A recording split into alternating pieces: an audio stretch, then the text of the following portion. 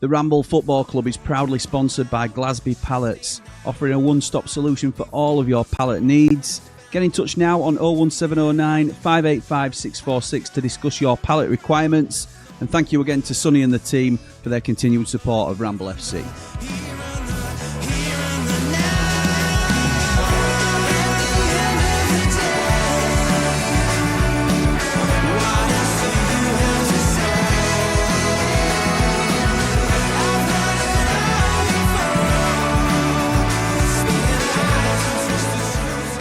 What is happening, people? And welcome back to the Ramble Football Club. I am, of course, Jimmy, and this is your watch-along of West Brom versus Leicester. But fear not, I am not alone this evening. Jord Motson is elsewhere tonight. I think he's out boozing again, probably, being Friday night.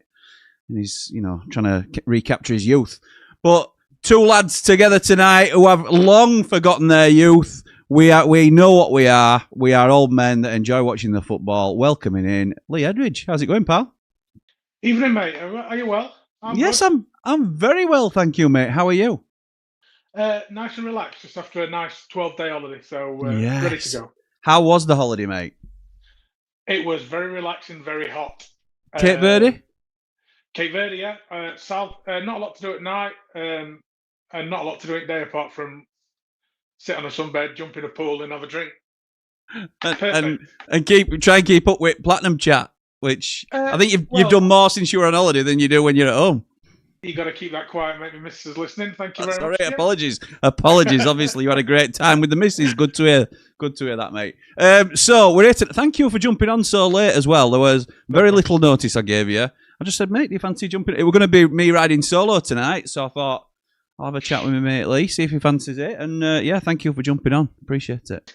Nearly didn't jump on. I've virtually just chopped my finger off in the bathroom, but we're all right. All right. You've got what? How many? Yeah.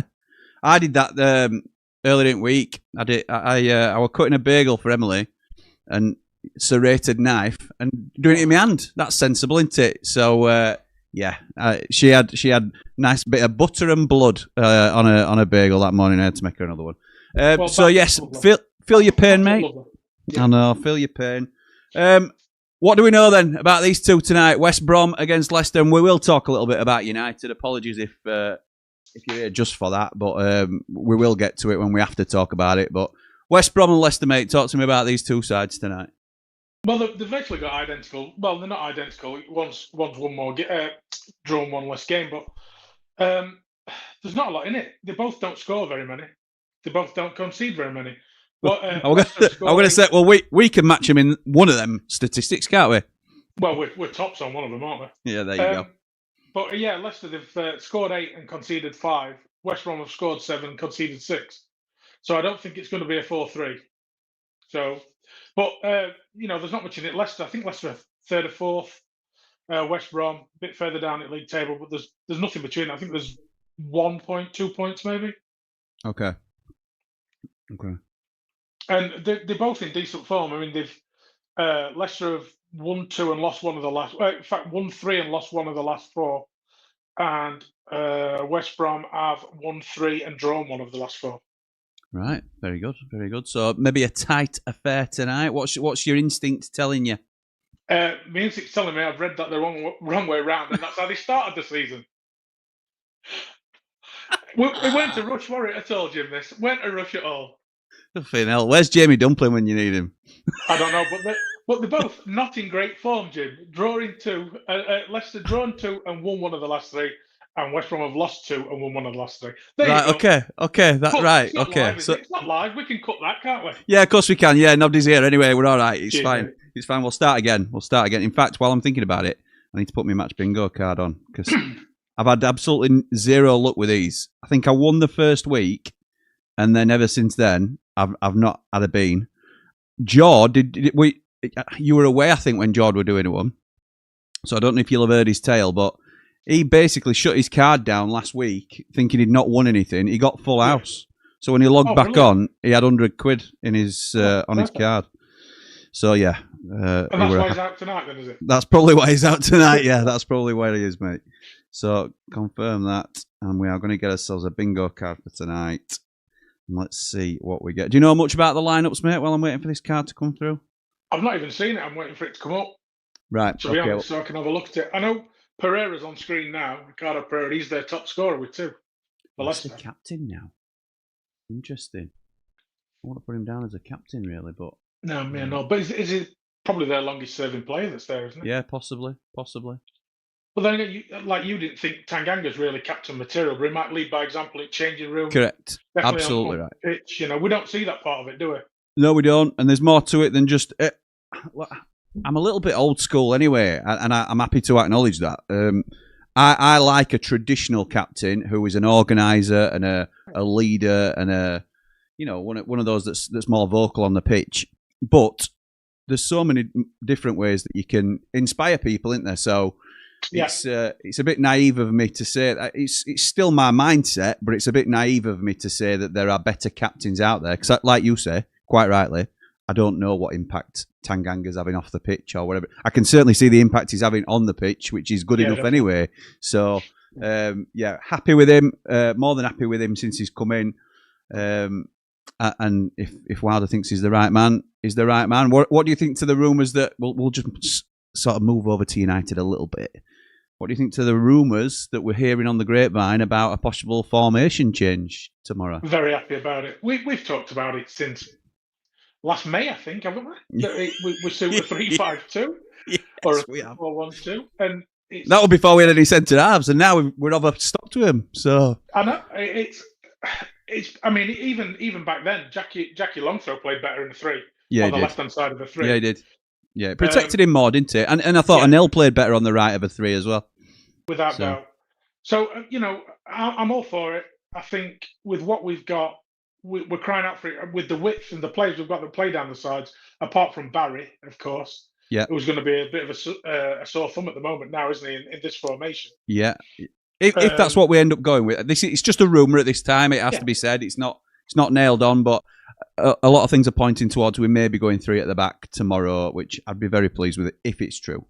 But you wouldn't see it being a 3-4 wide 3, would you? You'd see it being a 3-4-2-1 or a 3-4-1-2. Yes, you would. You wouldn't really see it as a wide 3, No, that's true. So I think it's also fair to say that we've struggled for fullbacks over the past couple of seasons, really. Burrows obviously nailed his place down last season and had a very good season, in all fairness. But back we really struggled with. I think this season both fullbacks have struggled, whoever we played there, whether it's Sariki or Godfrey. And I think the fact you just picture them as wing-backs and you automatically think it's an upgrade for both players, whether that be Sariki or Burrows. I think Burrows slots in there naturally, and we know that Sariki is much more of a wing-back than he is a right-back anyway. So I think it benefits maybe Ben Godfrey as well as a right centre-back rather than in a 2 or as a right-back. Yeah. There's all sorts of cases that you can make. Ben Mee's a natural left-footer. If Ben Mee's to come in as well, I think it's really... It's tantalising to think that we could go with this formation because a lot of us, like you say, have been calling for it for a little while now. Well, we've not really been that solid at the back since Suter got injured, but people forget Gilchrist was playing right back then, and he was solid there. Without being flamboyant going forward, that back four was pretty solid. It was, but I have to say as well to counter because I were a Gilchrist fan, and I think West Brom signing for $1.5 million is a steal, an absolute steal, and we should have been in for him. Having said that, I don't think he was the same player once Harry Suter came out of the side. I think he had a dip in form, and whether he deserved to get bombed out like he did, I think is questionable. It was right to take him out of the side when we did, but for him to never really get another look in, I thought was harsh. So, it's one of those things, isn't it? And then obviously we had Hamza there for quite a little while. Who did okay, did a good job there, to be honest. So, but we've never really settled. What we've got now. No different because he was miles away from his man and we're still miles away That's from right. his man. And it's a criticism I've had of Sariki for a long time, and I've been quite vocal about why does Sariki not close his distance quicker? Yeah. And I know he's really quick over a short distance anyway. So he can sort of get himself out of trouble with that Sariki a little bit, but I still think he's got work to do defensively. Godfrey's just as bad, but not as quick over that short yardage. So you've got to call it as you see it. And I think as much as I'm a proponent and think Godfrey will come good, and I'm still hoping that's the case, I can't criticise Sariki for it and then not pull Godfrey for it as well. So yeah, if you're Sariki though, you just protect your inside and let your man show your man out. Of course you do. Of course you You know do. what I mean? Because he's that quick. Yeah. You show him. So you're on your strong foot to tackle him. It's Exactly. a no-brainer as to what you do if you're Surrey. But again, is it a football brain really? Does he just think about, let's just nab this ball off him and run away from him? Because that's where he excels, or excels, whichever way, whichever accelerates. Yeah. But yeah, it's an interesting conversation, because I think if we do go with the wing-back system, I think he could flourish really in that. And Ogbenny. Yeah, Ogbenny as well. Oh, I think, I'm yet to see him in that. I know he's played it before, but I'm yet to see him in that position. Yeah. So got hooked at half time, so that doesn't say much, does it? I know. And Luton, is it Luton fans? Can't remember whether it were Luton fans or Rotherham fans. Somebody said it's not his best position, but he becomes a square peg in a round hole, doesn't he? If we switch in formations, it's same as when Sariki's playing right back, I suppose. It's preferable to have him as a right wing back than it is to have him as a right back. So it's we had a team of square pegs in round holes at times last season, didn't we? We still got to play a final. So what did you make? This is an interesting one. What did you make to the switch of McGuinness and Tanganga going to the left centre back position, or did you not? It's one of them. I think you should be able to play both sides. I know it's a bit different if you're playing fullback, because I'll go back to my eldest lad who, when he was in Iceland, he went from right back to left back, and he said it took him a while because you're playing off your wrong, a different side. Yeah. But once you got your head around it, you're okay. But when you're playing centrally, I wouldn't have thought that's as much a change. As a fullback, it must be really difficult. Because it's not, obviously it's a similar position, but it's a different position. So you're showing him a different side. Usually, I would have thought that would be, he'd be used to trying to show him down the outside, and then he'd have to maybe try and show him inside a little bit to be on his stronger side himself. Yeah, from a left back. Getting used to that, changing that your positioning. You basically you're playing opposite. Because if you show him the line, then you're going with the outside of your foot, aren't you? So it's tricky. All right, let's get some comments before we get too far behind. Sam starts us off quite a bit with, I think, 5 comments in a row here. Sam says, a draw is no use to us tomorrow. I would rather have had the first-team coach appointment someone like Jagielka. This appointment of Ramos is a risk as a first-team coach. Is anyone else coming in with Ramos? I'm not saying he's going to be good, not going to be good, Ramos. I just think Jagielka would have been good, as he knows the club. It would help our defence. So, Sam, ultimately, I don't know anything about Ramos, I'll be honest. I know where he's been in terms of coaching, but I don't know what skill sets he brings to the table. What I do know is I trust Chris Wilder. I trust Chris Wilder to get it right. And you could pull any of the backroom staff and say, what does he give us? Or what does she give us? Or whatever it might. And I wouldn't know. I wouldn't know whether Nath Winder's a great strength and conditioning coach. Tom Little's a decent fitness coach. I wouldn't know whether Jack Leicester's a great striker coach, because we don't see it. We don't have any evidence of that. All you've got is people's testimony of how they've been with it. Illiman and Dye speaks really highly of Jack Leicester. All these sort of things that you pick up and you think, well, that's... and ultimately, it's what an experienced manager who's had success over a long period, like Chris Wilder, thinks, because he will know what works for him and his teams to have been successful. So people are saying, like, Alan Nill, for example, he needs to replace Alan Nill. This is a couple of things that I were hearing as he came back. Alan Nill's past it, Alan Nill's getting old, all this sort of thing. That was a big, in very small circles, by the way, but how does anybody know what Alan Nill does or doesn't bring to the table? Because we don't, do we really? We've got an idea. We think he's a little bit of the tactics man, and when in terms of, he was given credit by Chris Wilder, I believe, for the overlapping centre backs and the sort of revolution of that, and they worked on it together. But there's been a few different things that Wilder's always spoken very, very highly of Nill, and obviously taking him everywhere as his assistant. How on earth do any of us know how good or how average he is? I think you've got to, ultimately, I've gone all round houses, Sam, which I do, because this is the Ramble, but we have got to trust his judgment, and we have no idea what he can or he can't bring to us. So I'm all for Wilder appointing whoever he wants, and I'm pleased that he's come out today and said, this was my appointment, I were gonna take him wherever I went next. It's nothing to do with his previous clubs or any links to any directors or anything like that. I would have appointed him anywhere. I've been an admirer of him for a long time. Lee, thoughts on Ramos joining the coaching team, pal? No problem. Chris Wilder wants him. He looks like he's got decent stock when you look at where he's been. He's been with some good managers. He's been at some good clubs. Yep. But on the flip side of that, how good is Jagielka at coaching? Absolutely right. No Absolutely idea. right. Does he want to coach? I think we get fixated on this, and we all fall into the trap because the Chris Wilder fairy tale continues at Sheffield United, really, but it is a dream scenario where ball boy, former player, boyhood fan, comes and manages the club to our greatest period of modern success. And then, obviously, you want to try and replicate that as much as you can. Yep. And if Billy Sharp turns out to be the next coming of Chris Wilder, then we'll all be over the moon. But I think there's so many people calling for Jagielka in this case, but get Billy Sharp back on coaching staff. Get it. Billy's still playing, and Billy will play for as long as he possibly can. And absolutely he should do, because you're a long time retired. I've no doubt Billy will end up in some role at Sheffield United at some stage of his career. We cannot expect him to do anything like what Chris Wilder has done. How is he any better than any other player retiring or coming up? Chris Wilder wasn't the greatest Blades player. I love him. I know he's a fan of the club. I think he's best manager I've ever sort of enjoyed through my time. But he wasn't a Blades legend on the field. He's looked back fondly now, probably with rose-tinted glasses a little bit, because he's a Sheffield United fan.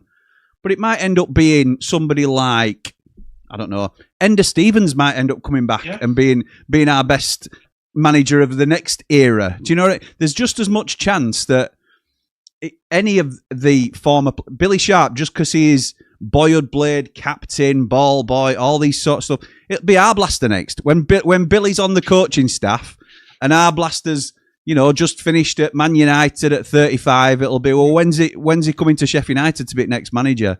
So Illiman. It will. Illiman is his assistant, because obviously he's, broken English and trying to get a bit of flair in there as well. So it's crazy how hung up some of us get, and I understand it, because we all want that Chris Wilder effect.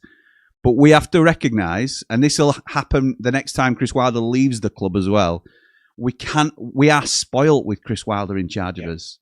We cannot expect every time a manager's appointed to feel like this. And if we don't know that now, this is the third time he's been appointed. We must recognise it now, surely.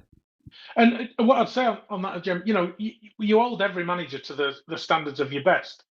But it's going to be hard for any manager to do what Chris Wilder's done with the financial backing that he had to do it with. Because even though the Prince did very well for us, he didn't have deep pockets. He didn't. He had pockets, and Wilder used it well. He also made some bad signings. But what manager doesn't make signings that don't work? Absolutely right. You can't say that it didn't work when we've been up in the Premier League, back down, up and all right, we were up and down, but we've got to where we had to get to. So absolutely right. Holding anybody to, and especially young lads that were saying, and I'm saying young lads because I'm a lot older than Billy, young lads like Billy saying that he's going to be the next Messiah and come along and take us. It's too much to ask. He's not even finished playing. He's scoring. So just, it takes time. The most obvious example I can think of that just jumps into my head, because it's probably current to more my era, is Alan Shearer went and did caretaker manager's job at Newcastle. He is as beloved as Billy Sharp is at Sheffield United. At Newcastle, he is as beloved as Billy Sharp is at United. And he bombed and he took them down. It were only a really short tenure, and I don't think he had a fair crack of the whip. But he tried it. It weren't for him. It didn't work. And you feel like there's a chance. I don't think he has, and obviously time is a great healer, but he could have tarnished a bit of his legacy there. And we don't want that for anybody like Billy. And you think, it never will. You think, because we think to Billy Sharp and best modern day goal scorer we've had since Brian Dean, certainly, and all them sort of names that you can then put in the mix.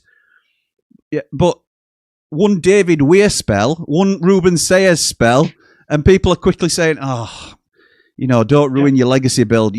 Chuck the towel in and call it quits or whatever it might be. So it's a really risky situation for everybody. It needs to be the right circumstances, and sometimes it's a bit like lightning in a bottle, I think. So the other point about Alan Knill as well, he's been in the game that long. I mean, he actually employed Chris Wilder as his assistant. Yes, he did. Was that at Bury? Yeah, I think it were at Bury, yeah. Yeah. So they've got a long-standing, and Alan Knill is so well thought of in football. Yeah, he is. Just having for his contacts and his knowledge, it's got to be worth it. Even if he steps back a little bit from the day-to-day, you still got to keep that knowledge within the club. Well, he's back with him, isn't he? So it's a relief to hear. But it weren't so long since that Alan Knill were asked to go on international duty and assist with Wales, weren't it? So that's right, that's correct. That just shows some of his standing in the game, really, in terms of how well thought of he is. So anyway, thank you, Sam, for getting us onto that subject. But I think it's topical, and I think it's good to have these chats. Lee says called Ramble FC for a reason, Jim. It certainly is, mate. Great name, that. I don't know who came up with that. It's a really good name. No idea, pal. No, it could have been you. Got to win West Bromwich Albion 1-0 Leicester. All right, okay. Thank you, Lee, for a very detailed opinion. So you're going for a West Brom 1-0 win. Okay, we'll have a look at the teams in a minute, and I'll give you what. Mainly, I'll give you what we think. Brett says, I know it's hard as a blade at the minute, but I'm truly positive. I think we're improving in a lot of areas. Just not just on the field. We'll be right up the blades. We will be right, pal. We will be absolutely right. Score prediction, says Tom. Come on then, what we're saying late tonight. Let's have a look at some of these teams. So we've got West Brom on screen at the minute. Let me see if I can... Oh, no, I knew that was going to happen as soon as I said that. Let me get the lineups up and see if I can pause it. So, West Brom. This is the West Brom side. So, we've got Griffiths in goal. A back four of Campbell, Nat Phillips, Chris Mepham and Charlie Taylor. Malumbi. Yeah, Malumbi and Moa in the middle. We both really like Malumbi, don't we, as an underrated player. Two really strong, in fact, three really strong attacking players behind Hegabo, who's up front. They've got Isaac Price on the right, who's had a great start to the season. Mikey Johnston, who United were interested in last season, on the left wing, can really make an impact. He came on and did really well for him recently. And Illing Jr. on loan from Villa, I believe, who is quite the prospect. And he's one that I think, correct me if I'm wrong, Lee, you wanted us to have a look at. I think he was one of the names you sent me. Most summers, it's becoming a bit of a tradition that you will send me a list of players that you would like us to see, depending on where we are at that stage, where our weaknesses are. And Illing Jr., I'm pretty sure we're on that list this time. It was. I think it was January, Jim, because he weren't getting a game. It might have been to Villa. I think he were at Villa at the time. Might have been, mate. Because he came. I think he came from. Did he come from Juve to Villa? Somewhere like that. Oh, good question. I don't know whether he did, but I fancied him just for us to have a look at him. We had Raksaki, and even though he started okay, Raksaki, he really fell away, didn't he? So we needed somebody out there, because Brooks doesn't do it for me either. No, me. He did come from Juve. That is great knowledge. Absolutely brilliant knowledge. So, interesting. So he joined Chelsea Academy at the age of 8. And then he's gone to... he attracted interest from PSG, Bayern Munich, Dortmund and Juventus. And then he signed with Juventus in September of 2020. Unbelievable. So he's come with a real pedigree in terms of a real youth prospect, a proper one that a lot of the big hitters were after. He's represented England all the way up to under-21s from under-15s, every age group. And he's spent a little bit of time now since he signed for Villa. He's been out on loan at Bologna, Borough, and now West Brom. So we'll wait and see how he gets on today. It's a big chance for him today. Is there any relationship there? You know, their top scorer is Price, who's playing on the right. The bloke with the most yellow cards in their team is Campbell, who's playing behind him. You know, the fact that maybe he's cheating and leaving Campbell open, because he's got 3 yellows already this season, Campbell. And if that's how they're playing... nice. Maybe that's, a little bit... leaving him overloaded a little bit. Yeah, a bit footloose and fancy-free. Just leaving Campbell exposed a little bit. Oh, possibly. It's a good spot, that. Good spot. That's why you're here, mate, to provide the insight. So, Leicester playing the same formation, 4-2-3-1. I can't name that goalkeeper. Stolacek or something like that. Ricardo Pereira, now the captain of Leicester at right back. Fass, Vestergaard and Luke Thomas at left back, who United fans know all about. It was awful for us. Absolutely awful in the Premier League.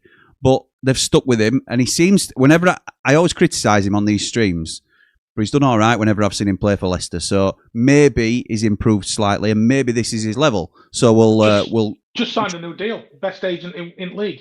Just sign a new deal. Luke. 2028. We'll see. Jimmy, Samari, I asked the top cop, and I added more of his crosses than our centre forwards did.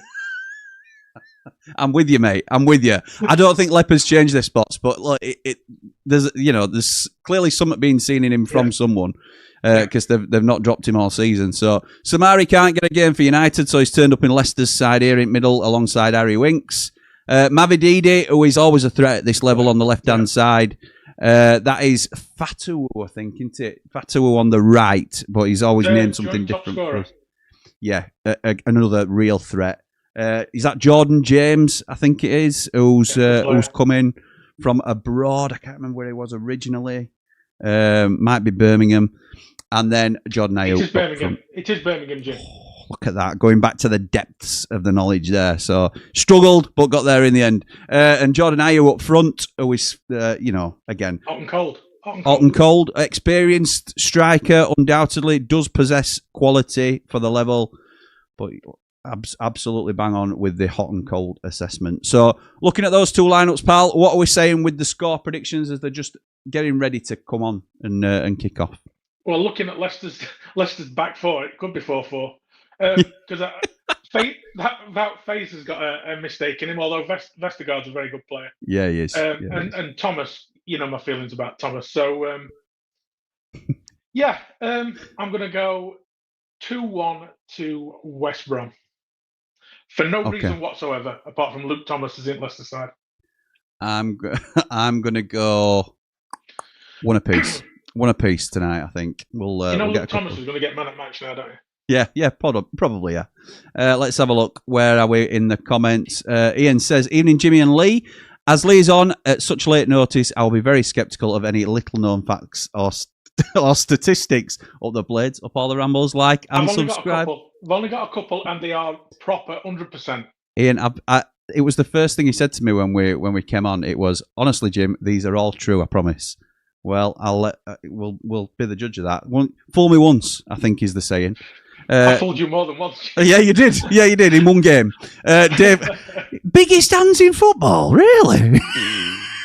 My bingo, biggest bingo in Catalonia. What were his favourite sculpture park or something like that you were saying? Ebden Bridge. Umber Bridge. Favourite architectural feature is the Umber Bridge. Umber Bridge, yeah, what? Dave Morwood says, evening, Jimmy and Lee. Hope you're both well. Please like and subscribe to the best Blades content creator on YouTube. Join us in the Platinums, a great community to be in. Up all the rambles, up the Blades. Thank you, Dave Morwood. What a lovely message. Thank you, pal. Appreciate that. I favour the home team in this one, says Brett. Yeah, Lee's just given them the edge as well. They're off now. They've just kicked off, so that our timer will catch up in a minute. I best put them on so I can hear it, because otherwise I'll get all the names wrong. Jamie Dumpling says, all right, guys, liking the new beard, Lee. Ready for Christmas? I've got no choice, I'm afraid. I've got no choice. Jamie Dumpling? Or loads of chins, Jamie. At least you can grow one. That's all I'd say to him. So, anyway, none of that. McCallum may benefit from playing wing-back too. Yeah, I think that's fair. I think that's something that Paul's mentioned a couple of times, that he's certainly not a fan of him at left-back, nor am I, to be honest. I don't think he's a great understudy to Burrows, but I think at wing-back, it protects him a little bit more. Yeah, I think he was one of the signings like Shackleton when we needed bodies. And yes. he was one of the best options available at the time. And he's done okay for us. Yeah, yes. As a progressive side, we need to look further, in my opinion. Completely agree. Brett says, good to see you, Lee. Do you know what Ayew's favourite architectural gem is? Are you both positive for tomorrow after Wilder's presser? Up all the rambles, like and subscribe. How are you feeling about tomorrow, pal? You think we'll get something, don't you? Yeah, I've got a sneaky feeling that we're going to nick something. I don't think it's going to be an open, flowing game.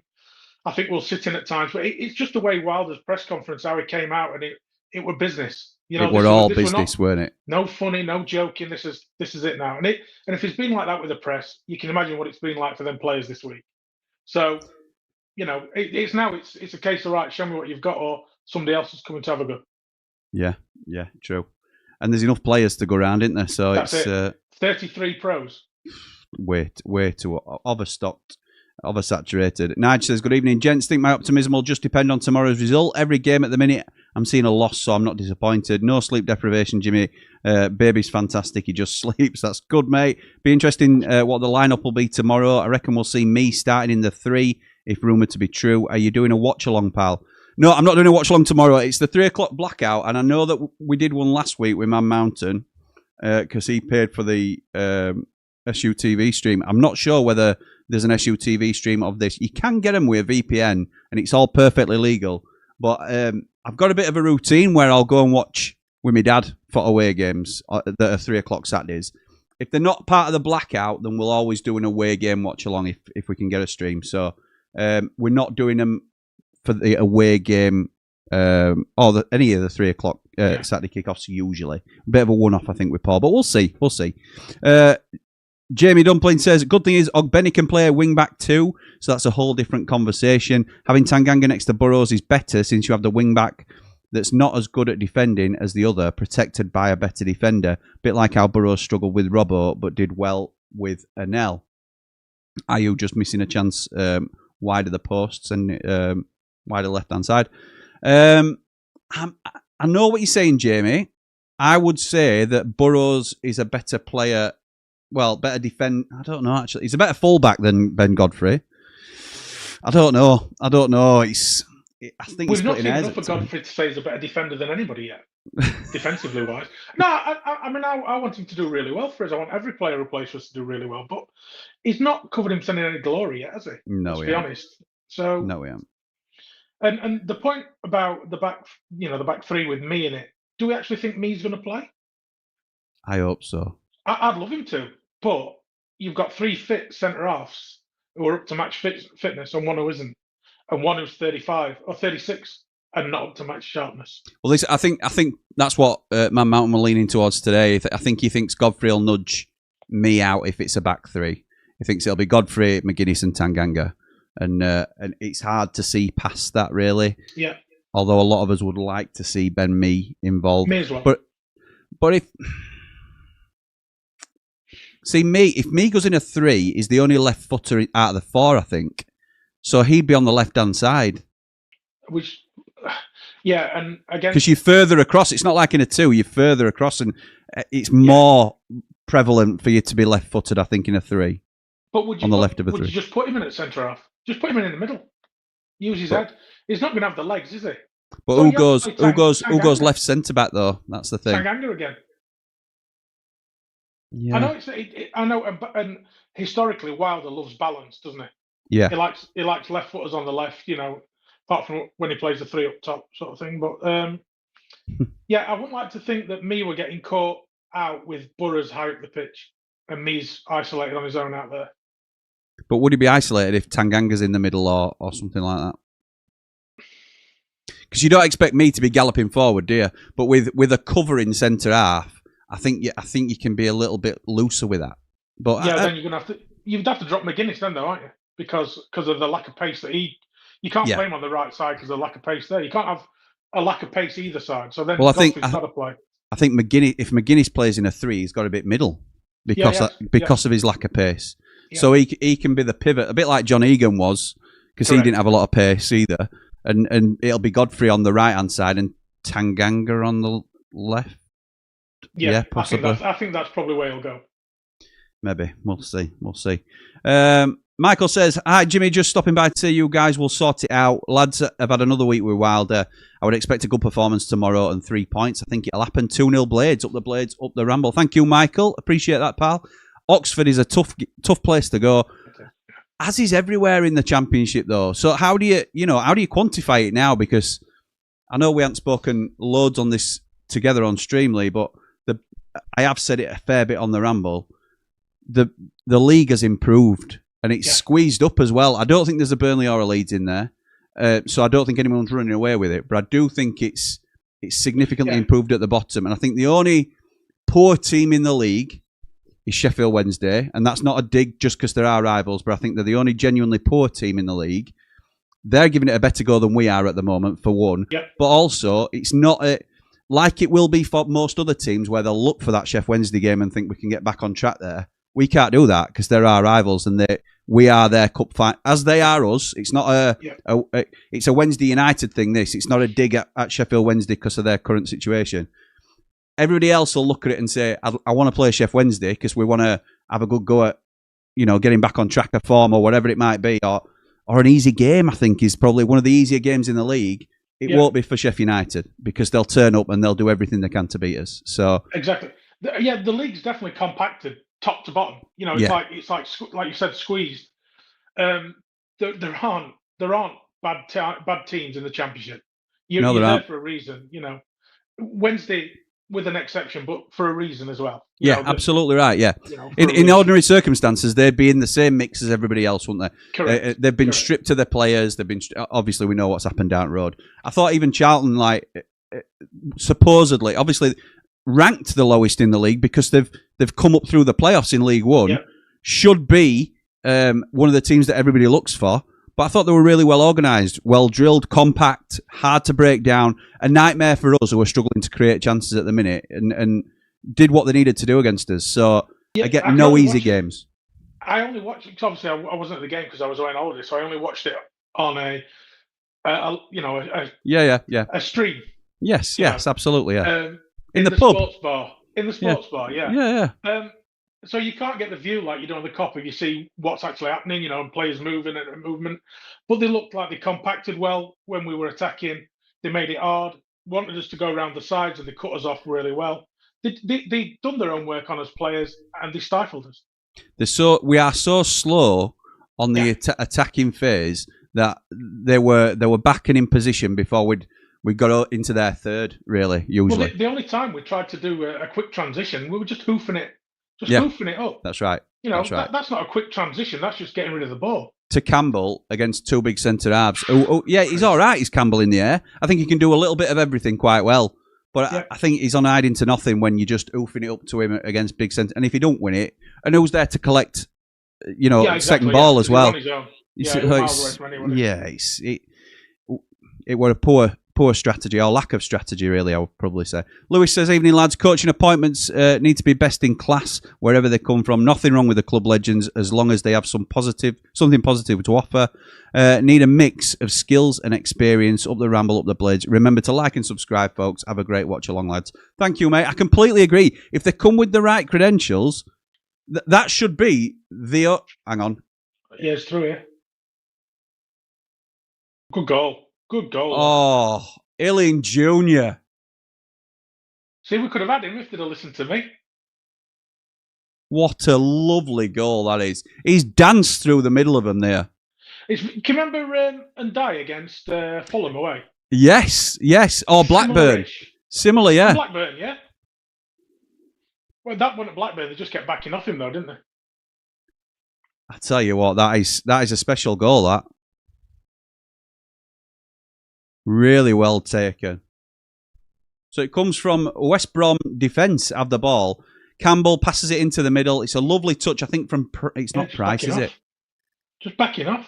Yeah. And he takes it round 1, 2, holds off the third and slots it into the bottom corner. What a lovely finish. And it's fast as well, like you said,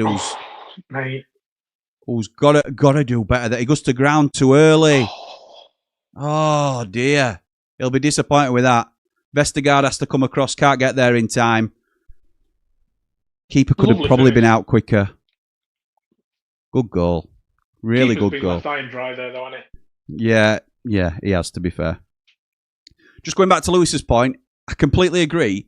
If they are best in class, then they should be top of the list, whether they're an ex-Sheffield United player or not. And also, by the same token, if they're ex-Sheffield United and they're a very good coach, get them in. It's not a case... They don't have to be. That was the thing. I'm not saying actively avoid Sheffield United connections. I'll love it when players with connections to the club come. but I don't think we should be hung up on it being a necessary criteria for a Wilder replacement, for example. I don't think we attract best in class. I'm sorry. No, I don't. It's just where we are, and we attract the best we can get, not the best in class. And also, you think about the way Chris Wilder coaches and his personality. It's going to take a certain type of a coach to stand up to him and to put his points across with him. Of course it is. He can be edgy, can't he? Absolutely, yeah. And I'm sure he does want that. I'm sure he wants challenging. Oh, without a doubt, yeah. But it's daunting for a new, young, unproven coach, isn't it, to come in and do that. So, yeah, interesting. Especially one who's being managed by him as well. Yeah. If you're bringing in an ex-player. Yeah, that's true, yeah. How do you switch from him being gaffer to colleague? Chris. He's still your boss, but he's not as, you're all part of the same team now, coaching team, so it's difficult transition for some. Because a lot of people are saying, me included, I would love to see somebody like Chris Basham brought in now to, I think it helps with the culture of the club and things like that. Definitely. But there's no, I don't think there's any, he's certainly not proven as a coach. He wouldn't be coming in as best in class. He'd be coming in because of his links to the club and hopefully he's studying for his badge. If that's what he wants to do, he might be studying for his badges. He may prefer a career at media, but he might be, say he's studying for his badges. Why not start him off with Delgarian youth team? Why not start him off? Exactly what I was going to say. Why not start him off working with, you don't have to go to under 14s, but get him in with 18s or 21s if you have to, and put him as an assistant manager to 21s manager or something like that, so he can get a real close-up look at what United's future looks like. He can instill into him the values of what it means. He's been at club 10 years. He knows everything about. He's an adopted blade into. He's one of them, not from here, but a bit like George Baldock, will always follow Sheffield United because of the connection they have to the club. So I think that we've talked about pathways for young coaches. Don't put too much pressure on him too soon. Just bed him in, let him have a. Nobody's saying get Delgari up to the first team. He's doing a good job where he is. Let's just leave him to do what he's doing. What you're saying there about Bash, that's exactly what I'd say is move him to the 18s and then move the 18s manager to the 21s maybe. That type of progression. Yes. And then McSheffrey comes into the setup from the, just like a absolutely natural progression. Right. And see if it works. Because I was saying when we were talking about who's Wilder's going to bring in as new coaches, the two coaches in our under 21s and the one who was leading the 18s have got 1,500 pro games between the three of them. The three analysts we had in before had 0. Yeah. They were first team coaches. Tellers and his 2 blackboard wipers. They had none. And you've got to have some credibility to the players you're trying to give direction to. Can you imagine trying to tell Gus Hamer how to play football? And I'm not saying Wilder tells him how to play. It doesn't, but it can at least give him, experience of being under pressure in big games and being there, done it. Sort of, I've been in a playoff final. I've been in a cup semi-final. I've been in this. I've been in that. Somebody who's never played the game, like one of Sayers' assistants, or Sayers himself, really. All of them. Trying to say to him, this is how you need to be cool and calm in this situation. You need to, even simple instructions like that. He's never done it, so how does he know what the pressure is like?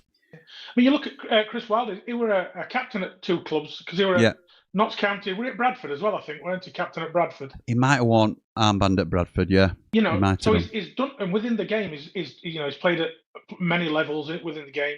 Yeah. I don't think he played at Premier League, did he? I don't think he played for us in Premier League. I'm not he sure. played for Southampton. He started at Southampton. He did, yeah. So whether he made any, I'm not sure whether he made any senior appearances for him in Premier League. So, but he's an EFL journeyman, really, isn't it, in a lot of ways. And his teams really are like him. They're hardworking. They put themselves about, and they give the best of what they've got, which isn't always. We haven't always had a Gus Hamer, have we? No, so you've that's got right. to make up for that with your work ethic. Yeah, and that's exactly what Chris Wilder did as a player. Absolutely right. Absolutely right. And he's earned his managerial reputation the hard way, hasn't he? Did he say 1,000 games now? He's managed. Oh, I don't know. Did he hear something about 1,000 games, or he's been involved in within football 1,000 games. Well, that seems more that seems more likely that he's been involved in 1,000 games, but rather than in manage, I don't think he's old enough to manage that many games. No, he can't have, can he? He can't have managed 1,000, but being involved in them probably through playing, assistant managing, and managing. Yeah, and that is a wealth of experience. You know, Alan Nill's not the most fashionable name in football, but he's very well respected throughout the leagues. Yeah, so it's very much. You can't buy that respect, can you? Exactly, and the contacts for us to get players. Oh. I would have thought he had some input in the Doyle and McAtee, because he's a safe pair of hands. Neil, people know him, know what he's about. Do you have a feeling that Wilder had any influence in some of our late transfers? I think they might have been run past him or asked, who do you think we need maybe as a consultant type? Yes, yeah. And because they all smack at Chris Wilder, don't they? Yeah, they do. Every single one. He's wanted Tanganga for ages, hasn't he? Which, that's an obvious one that jumps off the page at anybody, but... he mentioned it, Tanganga, in that interview when he signed that we came for him in January. Yeah. Can you imagine if we'd have had him and done? Don't. I can't do the Jimmy Dunn thing again because people come at us with 18 months. I was saying Jimmy Dunn. I know, mate. I was with you. I was with you all the way, and I'm still there because that solves a problem that we still have. But Correct. It fell on. It didn't fall on deaf ears. Chris Wilder were about to do it, and that weren't due to our recommendation. But he were about to do the obvious thing that a few of us were saying. And yes, I know he's at QPR, and he stayed at QPR, and no big hitters came in for him. He's very good at this level, and you need players that are great at the level. That's right. They can't all be Illimans. They can't all be the next superstar. They can't all be Gus Hamer. You've got to have people that can grind it out at this level. You saw it's Taylor's oldest time, isn't it? It's a decent little end-to-end game. This as we're talking nothing but Blades. I think it will. Sorry, mate. Go on. Two Blades fans. What more are you going to talk? I know, mate. I know. Sam says I think it'll be a draw tonight. We spoke about it. Wilder, were Doyle, Dunn, and Darling. We virtually thought we'd got all three of them signed and ready to come in. Doyle, Dunn, Darling. Yes, that's right. The 3 Ds, yeah. Doyle's done, Darling. We could have ended up with Dolan as well. We'd have just teamed it out, wouldn't we? All the Ds. And we'd have probably ended up with Ben Brereton Diaz back, which I wouldn't have been a fan of. But he does have his favourites. Jack Robinson would have still been getting games now for Sheffield United. There'd have still been things that I weren't overly impressed with. But Hamza Chowdhury would likely have come in. So over his career at the Blades, Robinson, you've got to say he did okay for us. Yes, he did. He did. He had his mistakes, and he got shown up more in a 4 than in a 3, but he did well for us overall. I agree. I think it got slightly over-egged. Maybe my own fault. I do think some people looked a bit too deep into it, with me not rating him particularly. But I had a problem with his attitude as well, which is a different thing altogether than his ability. I think he's a decent to good championship player. And when we were talking about him, we were either a bottom end Premier League team or we're a top championship side. And I don't think he is good enough for that level. I don't think he's in that 6 or 7 bubble that we were in at that time. I think we've probably dropped out of that now anyway, to be fair, for the time being. But I don't think he's in that upper echelon. I still don't think he gets in any of the promoted sides or anything like that. And if he does, it's more by luck than being brilliant. So I think he knew his time had run as well as agreed. His time had run. Agreed. Phil says, these aren't your rivals. You're in a relegation battle. Haha. You fancy watching some of the higher caliber teams, Jimmy? Thanks, Phil. Appreciate your comment, pal. With that, though, at the moment. I'm not arguing.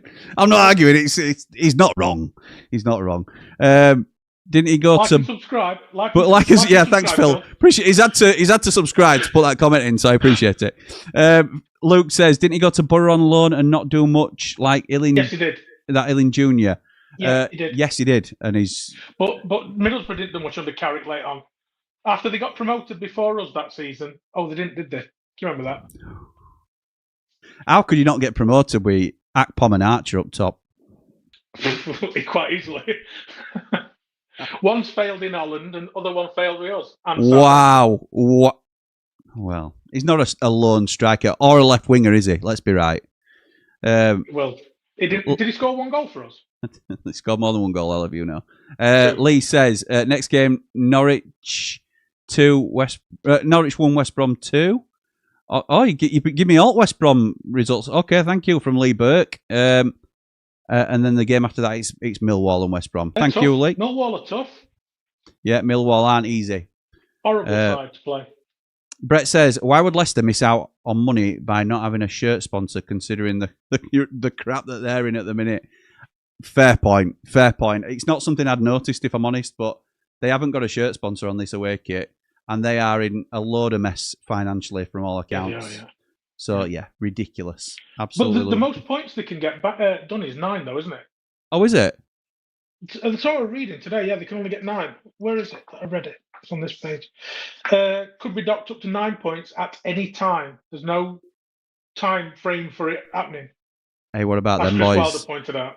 What about? Yeah, he did very cutely as well. I liked that. But what about them boys down the road, mate? Another 2 embargoes were Rob Staten talking about today. Yeah, they collected them like Christmas cards, aren't they? It's just ridiculous, absolutely ludicrous. But it's awful. It's awful for fans at club, and it's awful for people that aren't getting paid. Because we all feel it as fans of clubs. When our clubs is failing, the lads that they've got on the pitch are doing really well for them, trying everything they can. Absolutely right. Just the lunatic at the top of the club is just unbelievable result from that weekend, by the way, against Portsmouth. Yeah, superb. Jordan James. But saying that, I don't really care. So no, me neither. It's we all know some of them though, and you think, oh yeah. You feel for them. You feel for them as fans, but not because it's not as a club. You don't feel. Yeah, exactly. No, that's right. Yeah. That's right. And do you think? I mean, it's a corner to Leicester here, so we'll just watch Jordan James swing it in out swinger. This will be with his right foot. It's crossed in and it's cleared away. Oh, good effort. Oh, only as far as that Pereira. No, it wasn't Harry Winks. He's always had good technique, though, hasn't he? Yeah, he's a technically good player. That's not very. He'd be one of them players that you put him in a team in top division in France or something like that, it'd be outstanding. Just the way he plays, where size is not a massive issue in the middle of the park. Yeah, neat and tidy, good technique. Yeah. He just bang it around. Wednesday, just to briefly touch on him, what do you think happens with their points deduction? Because I have a feeling that they don't want to give him it yet because they want to give him every chance to get sold as a championship club. But as they drift throughout the season, and I think they will, we're not above them yet, by the way, but I think they will soon come a cropper. And once they start to get cut off a little bit, I think the points deduction will come then to give them a fresh start. I think it'll happen later in the season once the EFL's seen how poorly they're performing, and it'll essentially become a non-issue because they'll be relegated on the field more than anything else. I don't know if you feel it's a similar thing coming.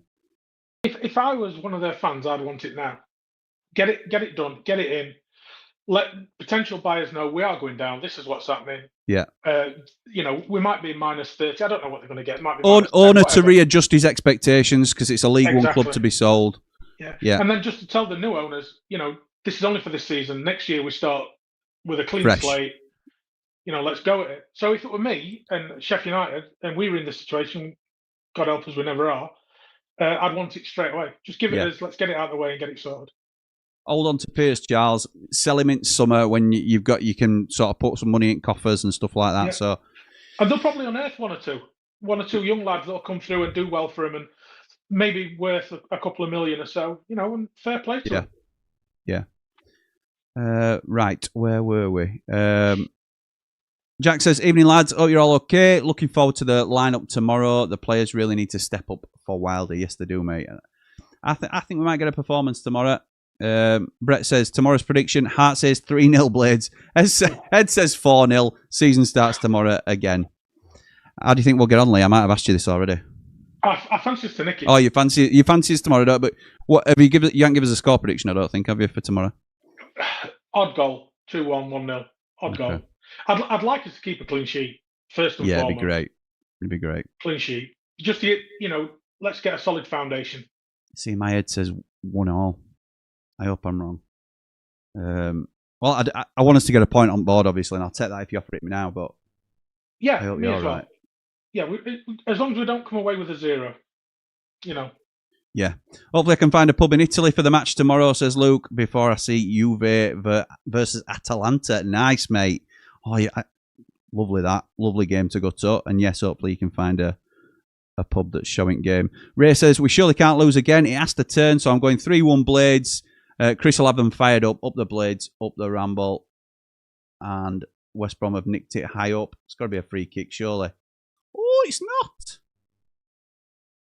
Oh, dearie me. Brett says, have you not got the players to go 4-4-2? Good to turn sometimes with the 2 up front, 2 up top when searching for a result.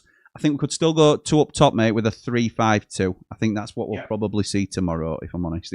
If the formation changes, I think that's what it'll change to rather than a flat 4-4-2. You know, Malumbi, that me and you both like, he ran a free this summer. Yeah. And he's gone back to West Brom on a 1-year deal. Yeah. Why weren't we sniffing?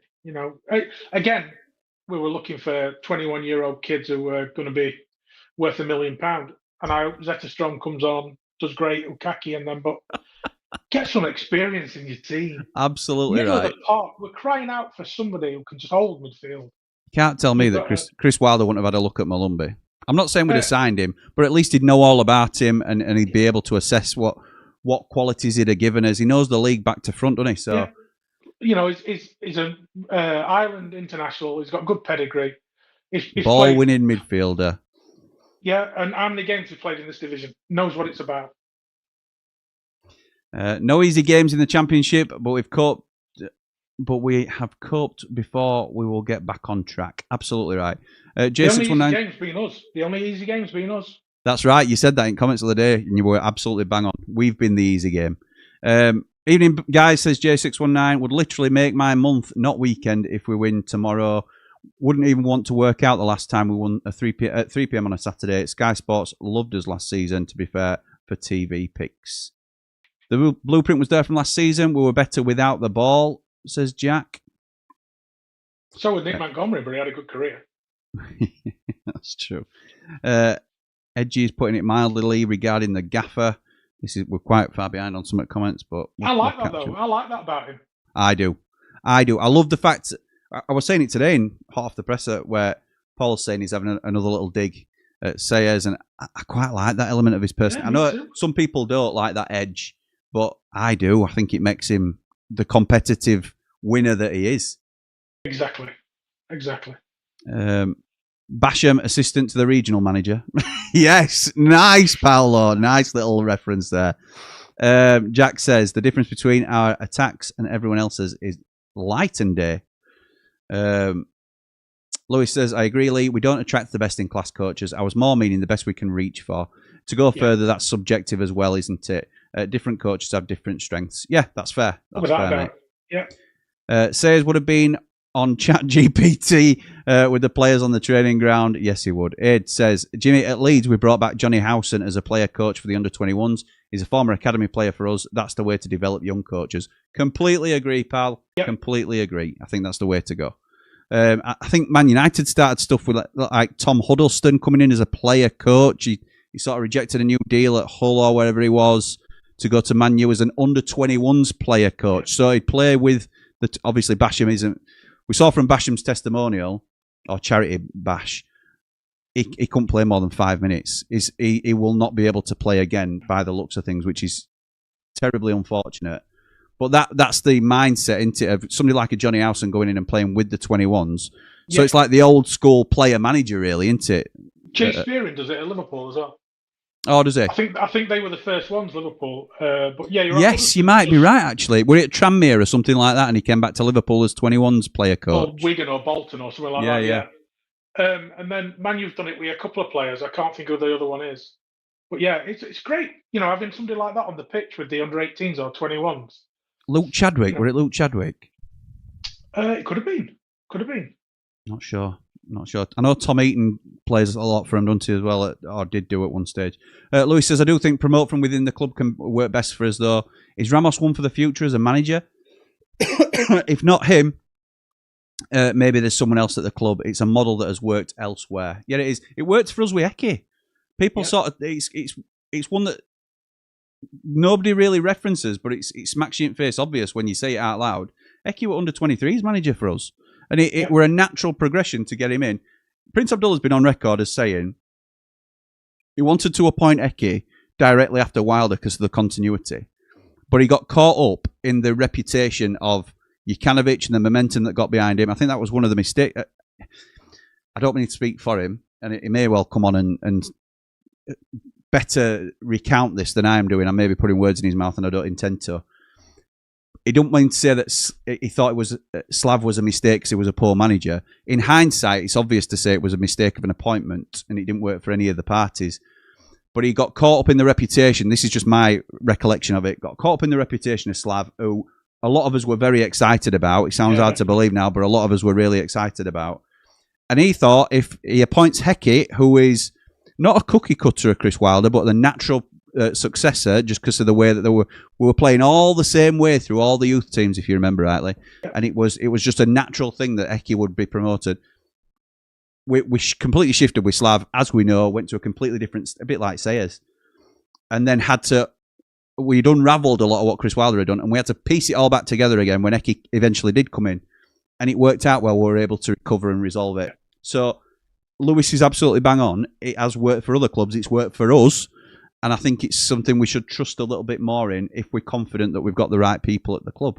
So the Jukanovic thing, it was very similar to the Sellers thing, apart from the fact that this bloke has got all the experience in the world of playing football. Yeah, that's true. At great levels, but it just didn't work. He had a really strong reputation.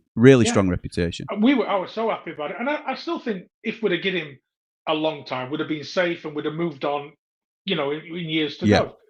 But it was just getting too far away, wasn't it? We were just drifting. And there's also an argument to say, would Gibbs White have come for Paul Heckingbottom?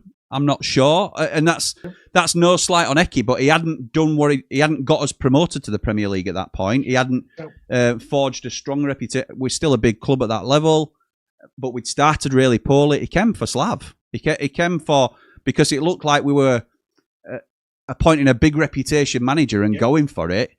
It didn't work out. If we then reverted to the unproven manager to a degree in Eki, who hadn't really done great at Hibs, he'd come through, did well at Barnsley, didn't do great at Leeds, did okay at Hibs, then came in as our 23s. He's not a showstopper of a reputation, certainly at that time. Obviously went on to get us promoted, which is brilliant, and now doing a very good job at Preston as well. But at the time, I'm not sure we get Morgan Gibbs-White, who was sought after by a lot of clubs and was a real key player. Yeah, it's a sliding doors thing, really, because... He helped make... Gibbs-White helped make Undai what Undai is. I was just going to say exactly the same. Because it's sliding doors... No, it's fine. It's because you're right, and it shows we're on the same lines. If Gibbs-White don't come, does Illiman come on as well as he did? Does that progression happen? And then the following season, Illiman's our key man when Gibbs-White's no longer there. And it all intertwines to each other in the history of Sheffield United now, but it's amazing how these things work out at times. Jack says, Jimmy, the Dunn signing was a no-brainer. We started the window with the mindset of looking for the next level players and ended up with age and experience. Yeah, I think we've ended up with... Oh, hang on. Corner comes in. Cleared away by Leicester to the edge of the box. Good effort. Good effort from Luke Thomas on his right foot. Oh, no, it wasn't. It was Malumbi. He said Thomas on commentary, didn't he? It was Malumbi. It was Malumbi. Good effort as well. Going on about that, Jim, as well, about Eki, I was speaking to a Preston fan in Cape Verde, and he was saying last year he weren't having him. Eki, he wasn't thrilled with what was going on. He says he's had a bit of a clear out, Eki, of some of the older heads and brought some younger players in. Night and day. Says because really? I think Eki is better with younger players, isn't he? Yeah, agreed. He seems to get a lot out of them. Agreed. So if you're at a club like Preston and you've got a manager who's going to start bringing players through, you're loving it because they're like us. They're a selling club. They're going to have to sell players in the long run. I think he's a really good championship manager. Eki. I think they're in safe hands. Yeah, I think they're in safe hands with him. I think he's similar to a Gary Rowett, who you can bring in and will steady the ship and do you a good job. So yeah, it's and we will probably be obviously he's been at Leeds, so we're not the biggest club he's managed, but we will be the most success I think he has in his career. I'll be surprised if he gets back into the Premier League, but I don't want to take anything away from him with that, because I still think he's how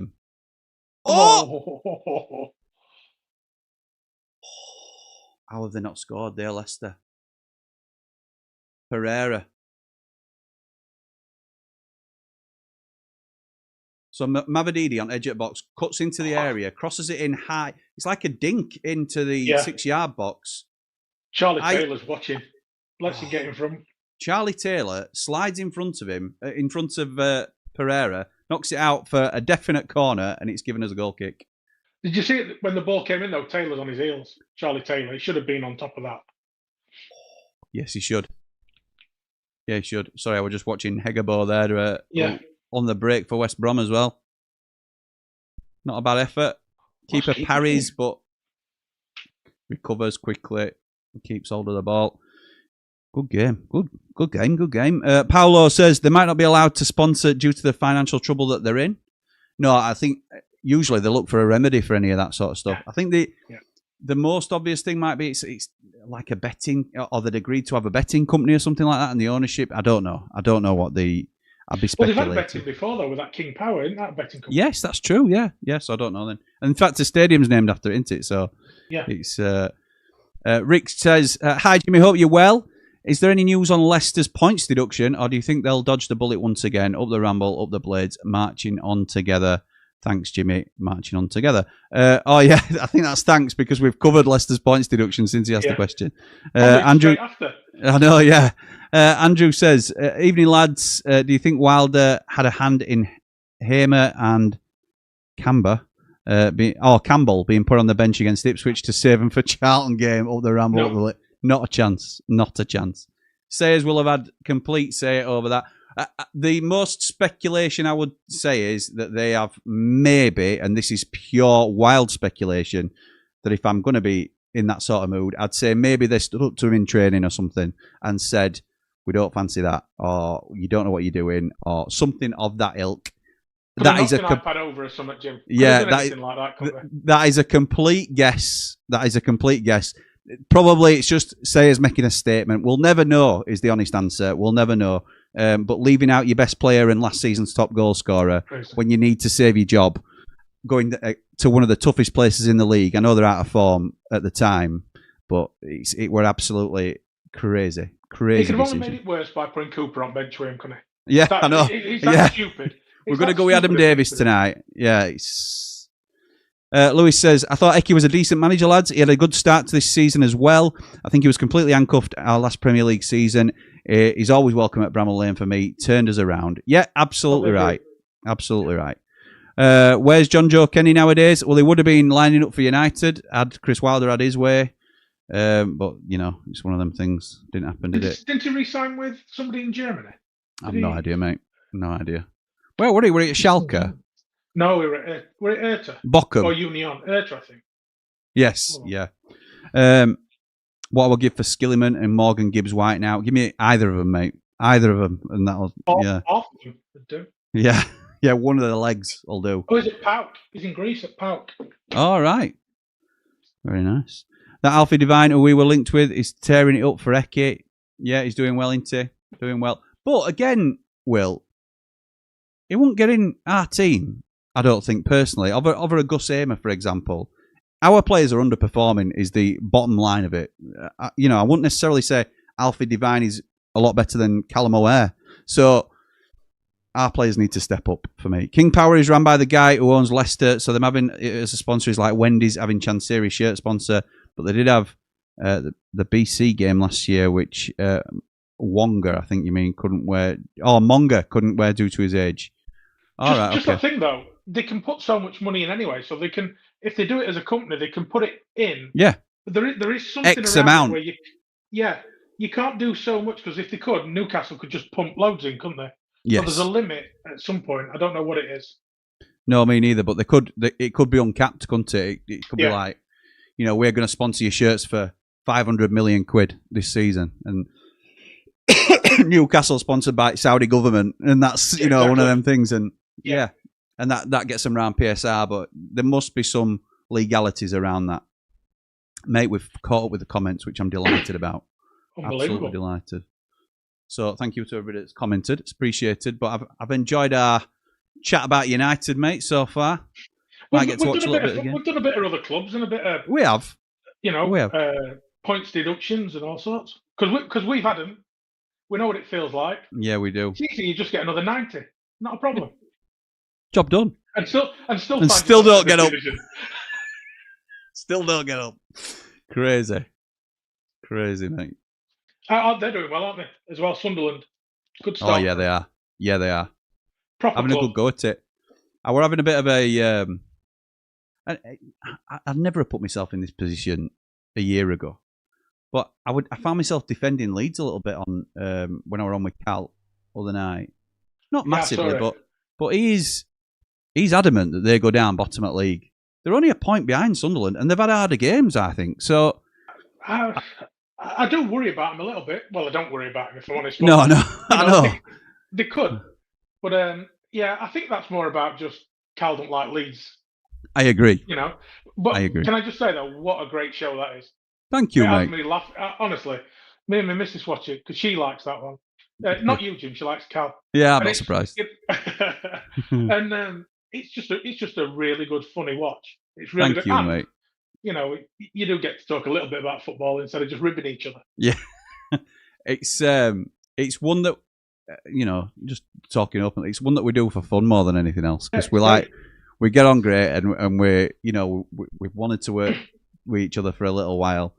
I'm only because Cal slips, doesn't he, now and again? He does slip. Yeah, he does slip.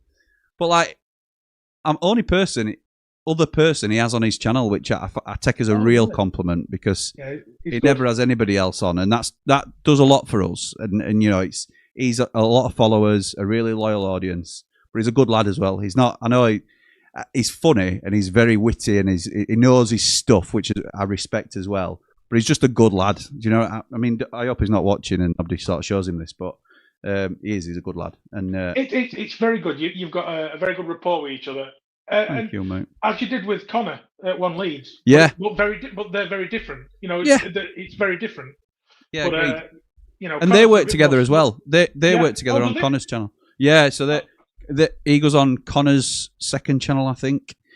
And then me and Connor are trying to get together again to do a bit of stuff as well. So there's like a triangle, and there might be a little bit more to come from that. So, stay tuned. I don't want to spoil too much. But there's exciting things planned over the next few weeks and coming months. So, I'm looking forward to it, mate.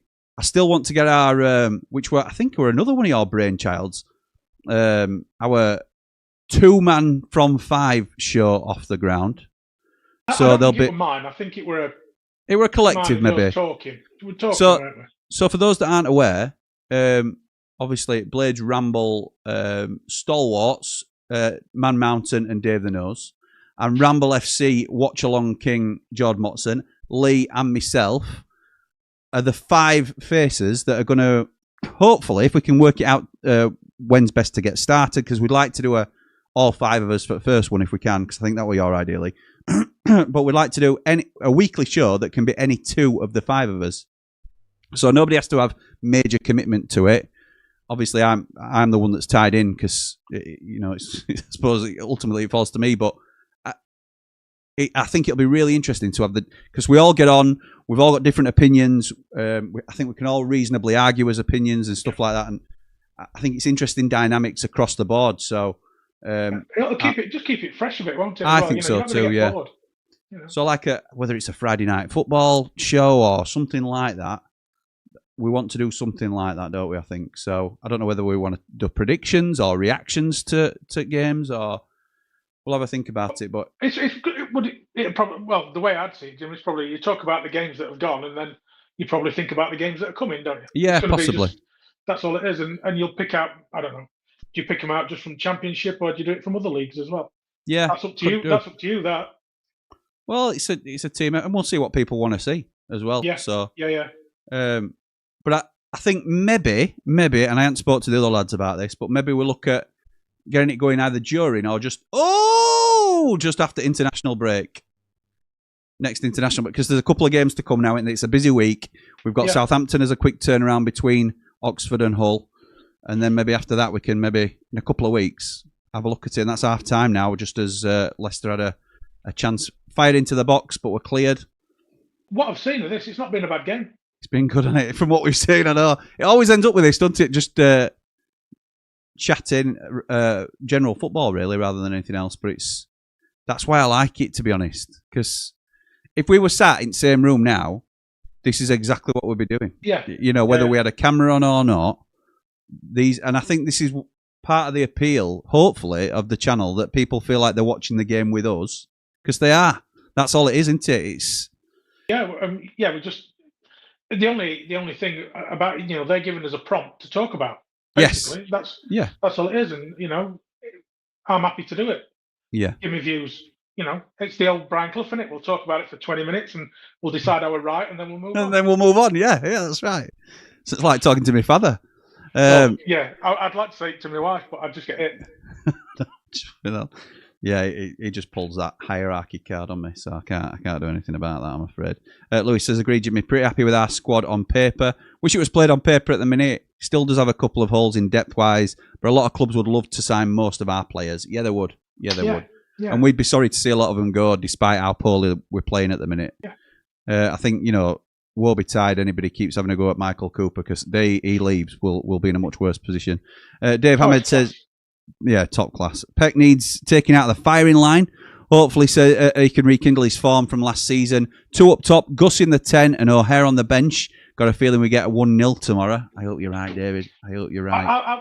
I've said on this, but Peck has been our biggest loser of the Sellis era. I've said it consistently, just because he's been asked to do a job that's not natural to him and takes away what makes him a championship footballer.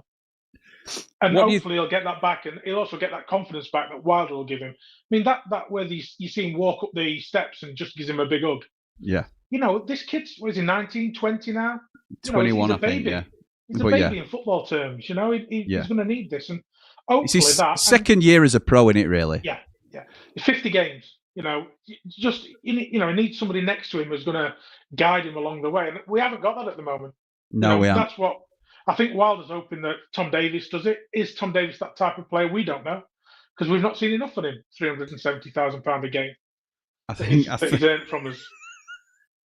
I think City will get the chance. I know. No, I loved it. I love stats like that, but I think City will get the chance to turn it around, though, because I know we talk about Wilder and his favourites. I think City falls into that category, doesn't he?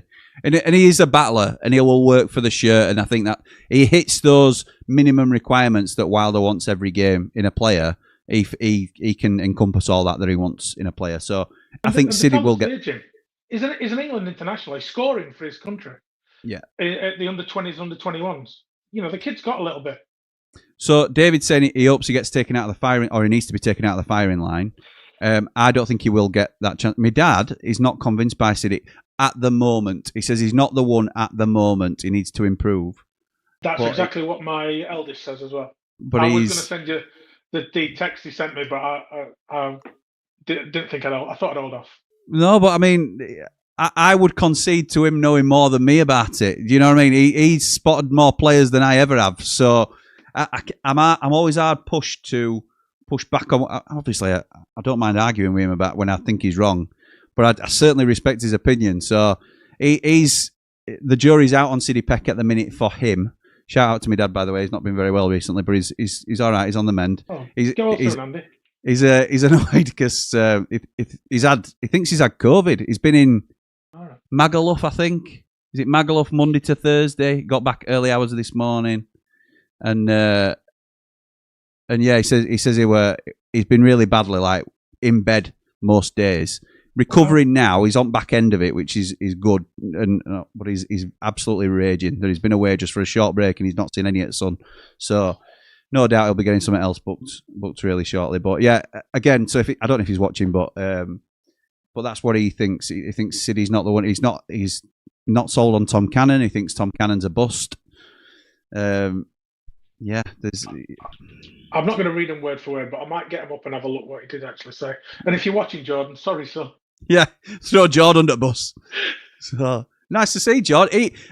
Jord took your place at weekend. Well, didn't he? It were with your boys, all your lads. Caravan Dan, Scratch Phil, Mike were there, and Jord were in your spot basically. He were just you instead of you, so you were like the placeholder for you while you were just away. A bit smaller. Well, I wasn't going to say that, mate. I wasn't going to say that. No, it were nice to meet him anyway. So, Divine is only 21 though, so still developing, says Ed. Yeah, that's a fair point. Is there a watch along tomorrow, Jimmy? We were going to do Birmingham and Cov, and I've messaged Jord tonight to say I might have to knock it on the head because my girls' football match has been moved back to an 10:30 kickoff. So I think it's going to be too tight for time. So apologies that we were going to do it, Paolo, but we're not now. I don't think. Just on that, Jim, I'll send you the voice note after because we're not. But he used to. So Jordan played right back to a decent standard. Yeah. And he said that he thinks one of our players is a stealing a living, and I'll leave it at that. But Jordan played right back. I think you've told me who as well. I can't remember off the top of my head, but I'm pretty sure you've told me. Well, it's another right back who's playing right back for us. Didn't he say the same about a left back as well at one stage? Yes. Yeah. That's who you told me. I don't know who the current one is. So I think I've got an idea.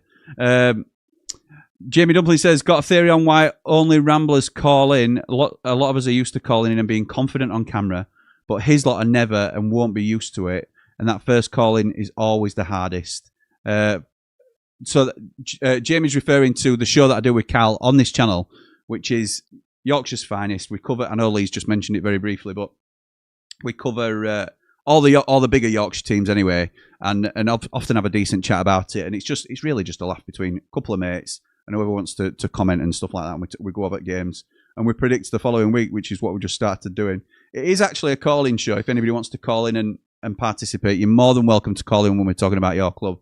But Jamie's right, there hasn't been a lot of uptake on the calls, and I think he's probably bang on with people it's quite daunting to come on for the first time and show your face. I get it. That's why we don't push it that heavily to call in, and it's not that, look, I might take it personally if it were just my channel and think, oh well, people just don't want to talk to me, but Cal Fowler's got a huge following, and I know that loads of people watch him, loads of people are entertained by him, and loads of people would want to talk to him, I'm sure. So it's not a case of not having the audience wanting to do it. I think Jamie is probably right in the fact that it's quite daunting to make that first call. But I think most people that have been on the Ramble, because we've been doing this on Ramble since we started pretty much, or very early days, once you've done that first one, it gets so much easier. And it's just what people are comfortable doing, isn't it, I suppose? Well, luckily for me, Jim, we have Hot Topic, the Patreon exclusive, and that was my first one. Nice. Do you like that? Yeah, I love that. And that gives you the confidence because it's like a closed group, isn't it? So there's only protected, yeah, however many in it. So that's right. It's quite easy to put your point across, and you feel pretty protected. And that's where you grow from that. Dave Morwood first came on there. Brett first came on there. There's loads of people started on there because it's Upside Down Louis. He was first one on there.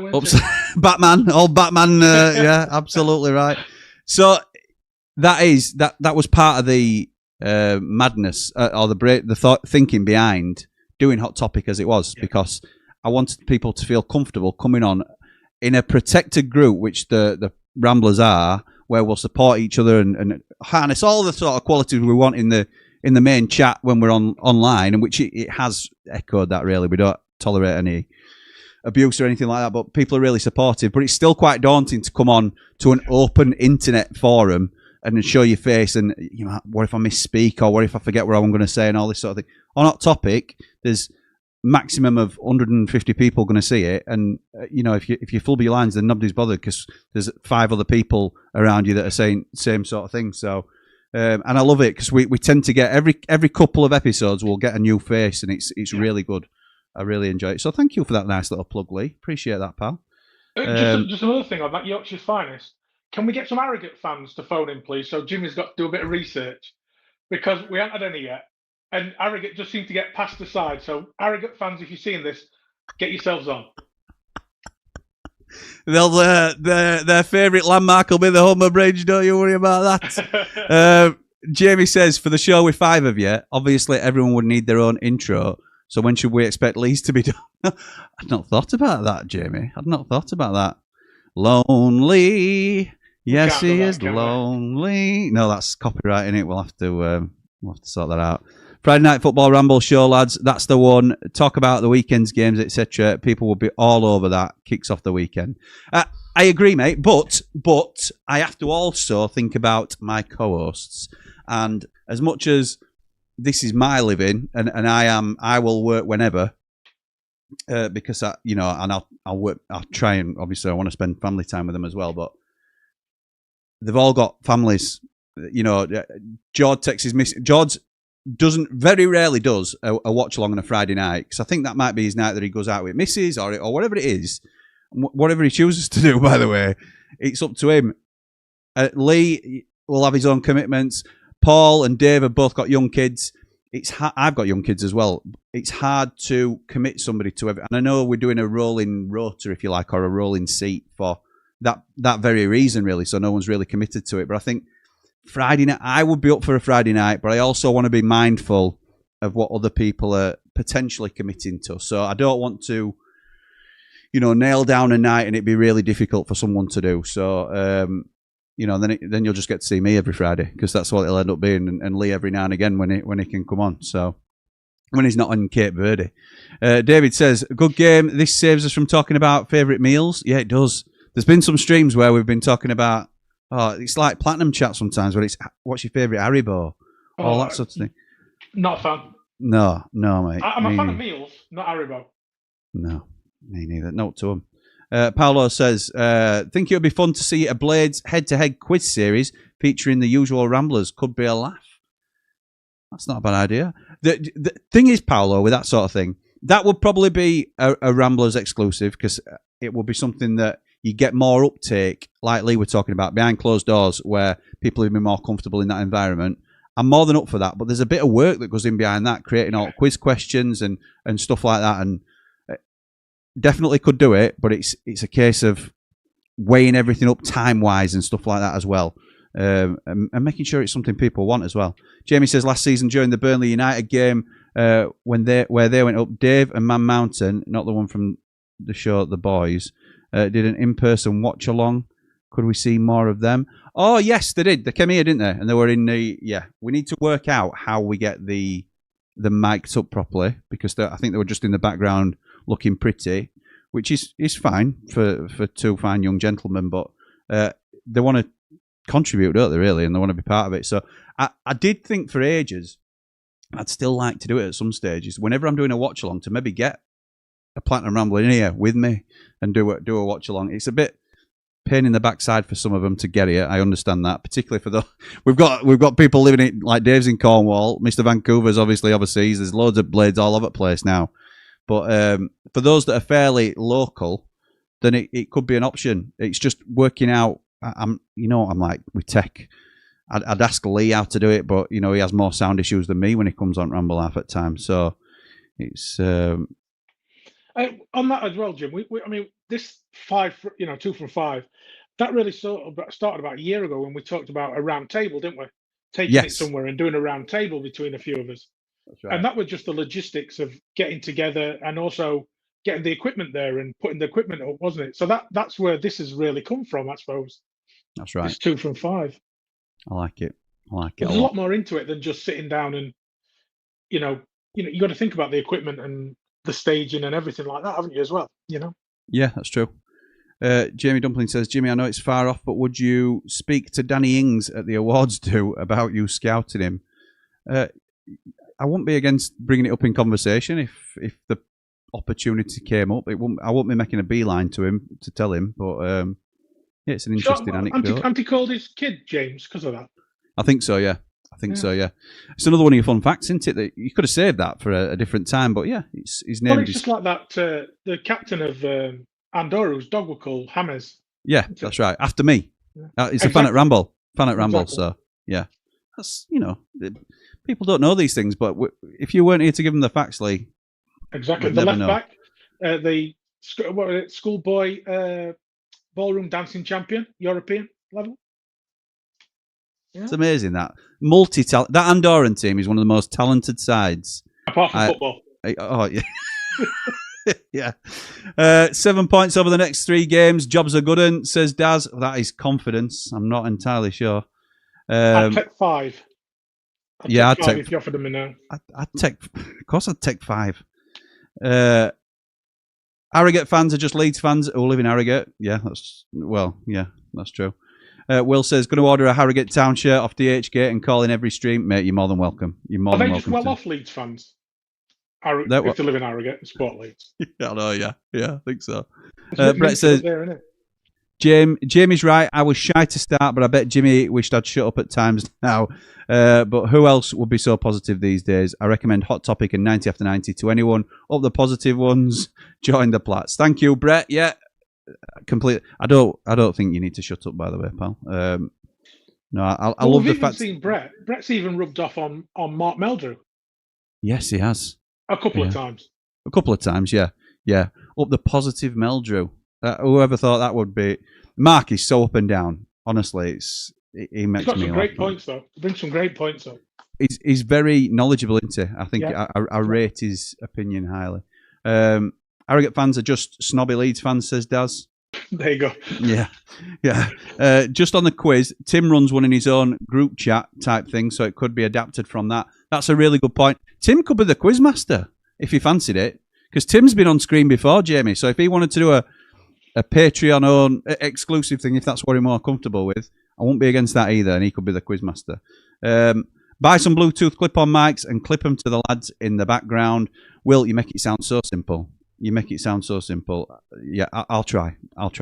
Louis says, hey, mate, if you need a Lee Edridge from Wish, you've always got me. I turn upside down. Positive Keith will be up for it as well, I'm sure. He stays the right way around. Yeah, that's true. Mate, you're always welcome as well. This is part of the whole thing. People that are joining particularly those that are Platinum Ramblers, are encouraged. If you want to be more involved, you are able to be more involved. It's a wide open invitation. You don't have to be the most confident. You don't have to be the most knowledgeable. It's about inclusion. And it takes all sorts to form. Everybody's got an opinion and everybody's entitled to an opinion. So whether it's, I think I agree with it or don't agree with it, it don't make you wrong and me right, or me right and you wrong, whatever it is, whether I got that right way around. Anyway, so Jamie says, fun fact of the Andorra players, one of the Andorra's players is called Ian, and England fans kept chanting his name with him not understanding. That might actually be a fact, but I'm not entirely sure. Lewis says, whatever you do, we're all Ramble and we'll be here watching. Reminder for everyone to vote Ramble in the Football Content Awards. Yes, thank you, pal. I actually put that link in Hot Off the Presser, forgot to mention it on Hot Off the Presser, and I forgot to include it in the link for here. So thank you, Lewis, for reminding everybody. There's no link for you to follow on this video, but yes, it would be very much appreciated. But if Lewis could do you a favour and post the link as a comment in the YouTube comments, it'll be, you can take it from that. I could then pin the message at the top, correct, so that everybody can get it. So that's love that. Thank you, Mr. Edridge. You can come again. Harrogate is where Leeds put their new signings up. Okay, yeah, it probably is actually. That Harrogate Town home shirt is a banger. Looks like a Dortmund knockoff. It'll look even more like a Dortmund knockoff if you get it from DHgate. Probably is. Yeah. That's probably what it is, to be fair. Love positive Meldrew. Don't always agree with him, but he doesn't sit on the fence, and I've got time for that. That is exactly what we're about, though, isn't it, Lewis? Yep. And he will. It's not a forced argument done to stoke the fires. It is, he either agrees with you or he doesn't agree with you, and he'll tell you straight down the line. And I love that. I love that he's confident enough to come on, give his opinion, and not give a monkeys whether people agree with him or not. And he'll just tell you, I'm not forced. I don't agree. There's a free kick in a dangerous spot here. There certainly is, mate. Sorry, mate. No, good. No, you're right. You're right. We are watching a game, aren't we? What I would say about Mark as well, he feels it, doesn't he? He feels it. What's happening at the club, you can see it. Lives and breathes it, doesn't he? It's fair. He's got valid points and valid feelings about the club.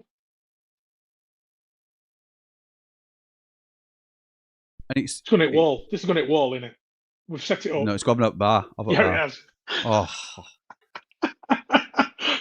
And everybody that we're talking about, crossed in. Edda, good save. Everybody's been a first-time caller once, haven't they? All these faces that we know and we see regularly, everybody's done it once. So, for first time. Dave Morwood says, best thing I ever did appearing on the Ramble. My knees were knocking, but after the first time, I love being on now. Thanks, Jimmy, for making an old man happy. Can I just say as well, Susan was on the last one I watched, and she made some fantastic points. She's great. Absolutely fantastic points. And about, especially the one about coaches, they don't have to be one-dimensional. They've got to be intelligent now. They've got to know the game. They've got fantastic. Susan's been on. Charlie's been on. Really, and what I'm hoping for longer term is that other girls and women see that and are inspired to come on and give their opinion, because they talk more sense than half of us do, to be fair. So, absolutely right. Elderon as well. Made sure Lewis more eloquent. Put it that way. Made sure Lewis and Brett weren't talking nonsense. But yeah, absolutely brilliant, mate. J619 says, anyone doing On the Road tomorrow, Jimmy, for the Oxford game for this channel? Like and subscribe to both. Jamie Dumpling's doing it, pal, so that's you on your other account.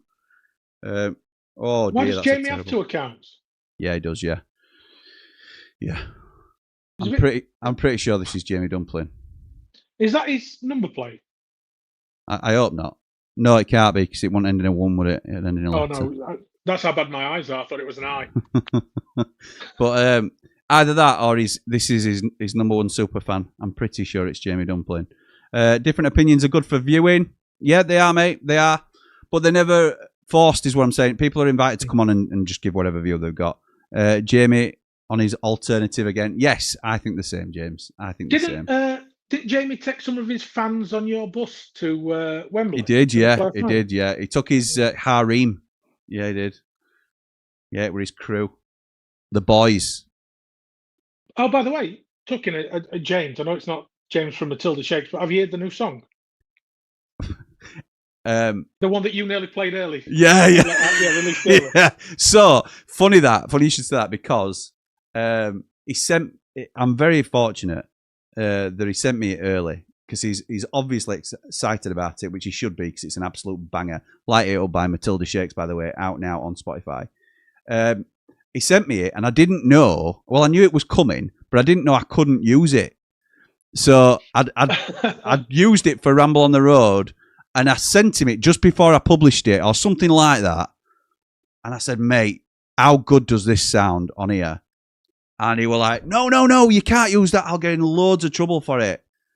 You were like, mate, it's not released for another 2.5 months or something like that. I was like, okay. So I had to pull it, but it is a banger, and we will be using that on the Ramble. So I think that's what he put when he posted it in chat, weren't it? Jimmy, you can use it now. We're good to go. And just for everybody else, last few tickets remaining. Sydney and Matilda, October the 10th. We'll be there. We will be there. Andy the Blade's going to make an appearance as well, he was saying. So, yeah. A lot of Ramble crew going anyway, aren't we? So, yeah, it's going to be brilliant. And they're a good band. It's good to go and see, not just because he's a Ramble. Oh, it's not because we just supported him, yeah. Absolutely fantastic. If they were crap, then we wouldn't be bothered, would we? No, they're great. Absolutely. And he's a top lad as well. And bands are top. They're all top lads, to be fair. We've met them all a few times now. So. Well, that set they played, I caught the second set they played in the fan park beginning of the season. Yeah. Outstanding. Absolutely outstanding, weren't they? They're really good live. Really good. Yeah. So, cheap as chips as well. To go see him. Love Meldrew, like family, the grumpy uncle, but a class lad, says Brett. I like trying to make him positive. It feels like a win. It is a win. It's a big win if you can do it. He's back, my Superman. Yeah, that's right, Jamie. It is you on the other account. Good work flicking between quite quickly. It's decent. Lewis with a very generous $9.99 super chat. Thank you, pal. Great chat tonight, boys. Thank you, mate. Really appreciate that. Paul says, is there an invite for me as well? Mate, there's always an invite for you. You know that. Paul Young, old cowboy. He's been on the channel before. It's an open invite. You know that. He's Andy the Texans fan, same as me. He is, yeah. That's true. Is Andy the Blade going to be able to buy the Shakes CDs whilst he's there? Is that, well, he'll probably be looking for records if it's a dig at his age. You can go further back than that, pal. I think it's Lucky Man over in In Marbella, isn't it, or wherever he's been? Possibly, yeah. CDs and sunglasses. Skyblade says, heard via media a few weeks ago about a scrap between Peck and Samari in training. Heard nothing since. Any truth in it would explain the absence of Samari. I heard the same, but only in the media. I didn't, or like loose circles. I haven't heard anything from the club, and I don't think I believe it, in all honesty. I'm certainly not giving it any weight. I haven't heard anything that would concern me about it. I did hear the rumour, but I'm not sure there's anything to it, if I'm honest. There'll be skirmishes in virtually every training session. Pushing, shouting, handbags. I played rugby, and I would say once a week there were a proper fight in a training session. So it happens because you're athletes. You're still competing in training. I was Price not scored there. There'll be something in it, and there'll be nothing in it, if you know what I mean. Absolutely. And the other rumour was that it was Peck and Burrows. So and they've played together since, and they've been training together since, no issues. So again, you could speculate all day long, couldn't you? And we're never going to know. If it were that bad, then one would have been properly bombed out and would be training with kids. You'd be hearing of a disciplinary and 2 weeks wages and stuff like that. Yeah, you would.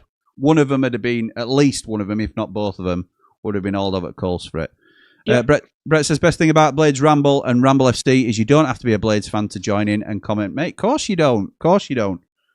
No, I appreciate everybody that comes and joins in. We're all a part of it, aren't we? So, and that's really the essence of this channel, really, isn't it? So, it's nice to get other teams' views and also try and answer some of the questions that they put on.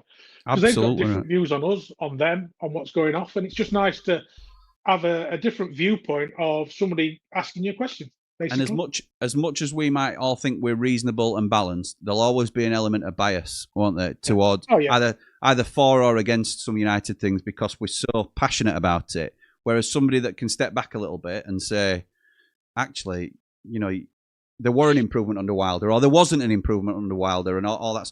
I think that's really interesting. Cooler King comes on often. Brett comes on. There's a few people that come on and give us a differing opinion, which I really enjoy. So it's a big part of it. Is Cooler King the Villa fan? Say again? Cooler King's the Villa fan, yeah. Villa fan, yeah. Just come on, yeah. Talks a lot of sense.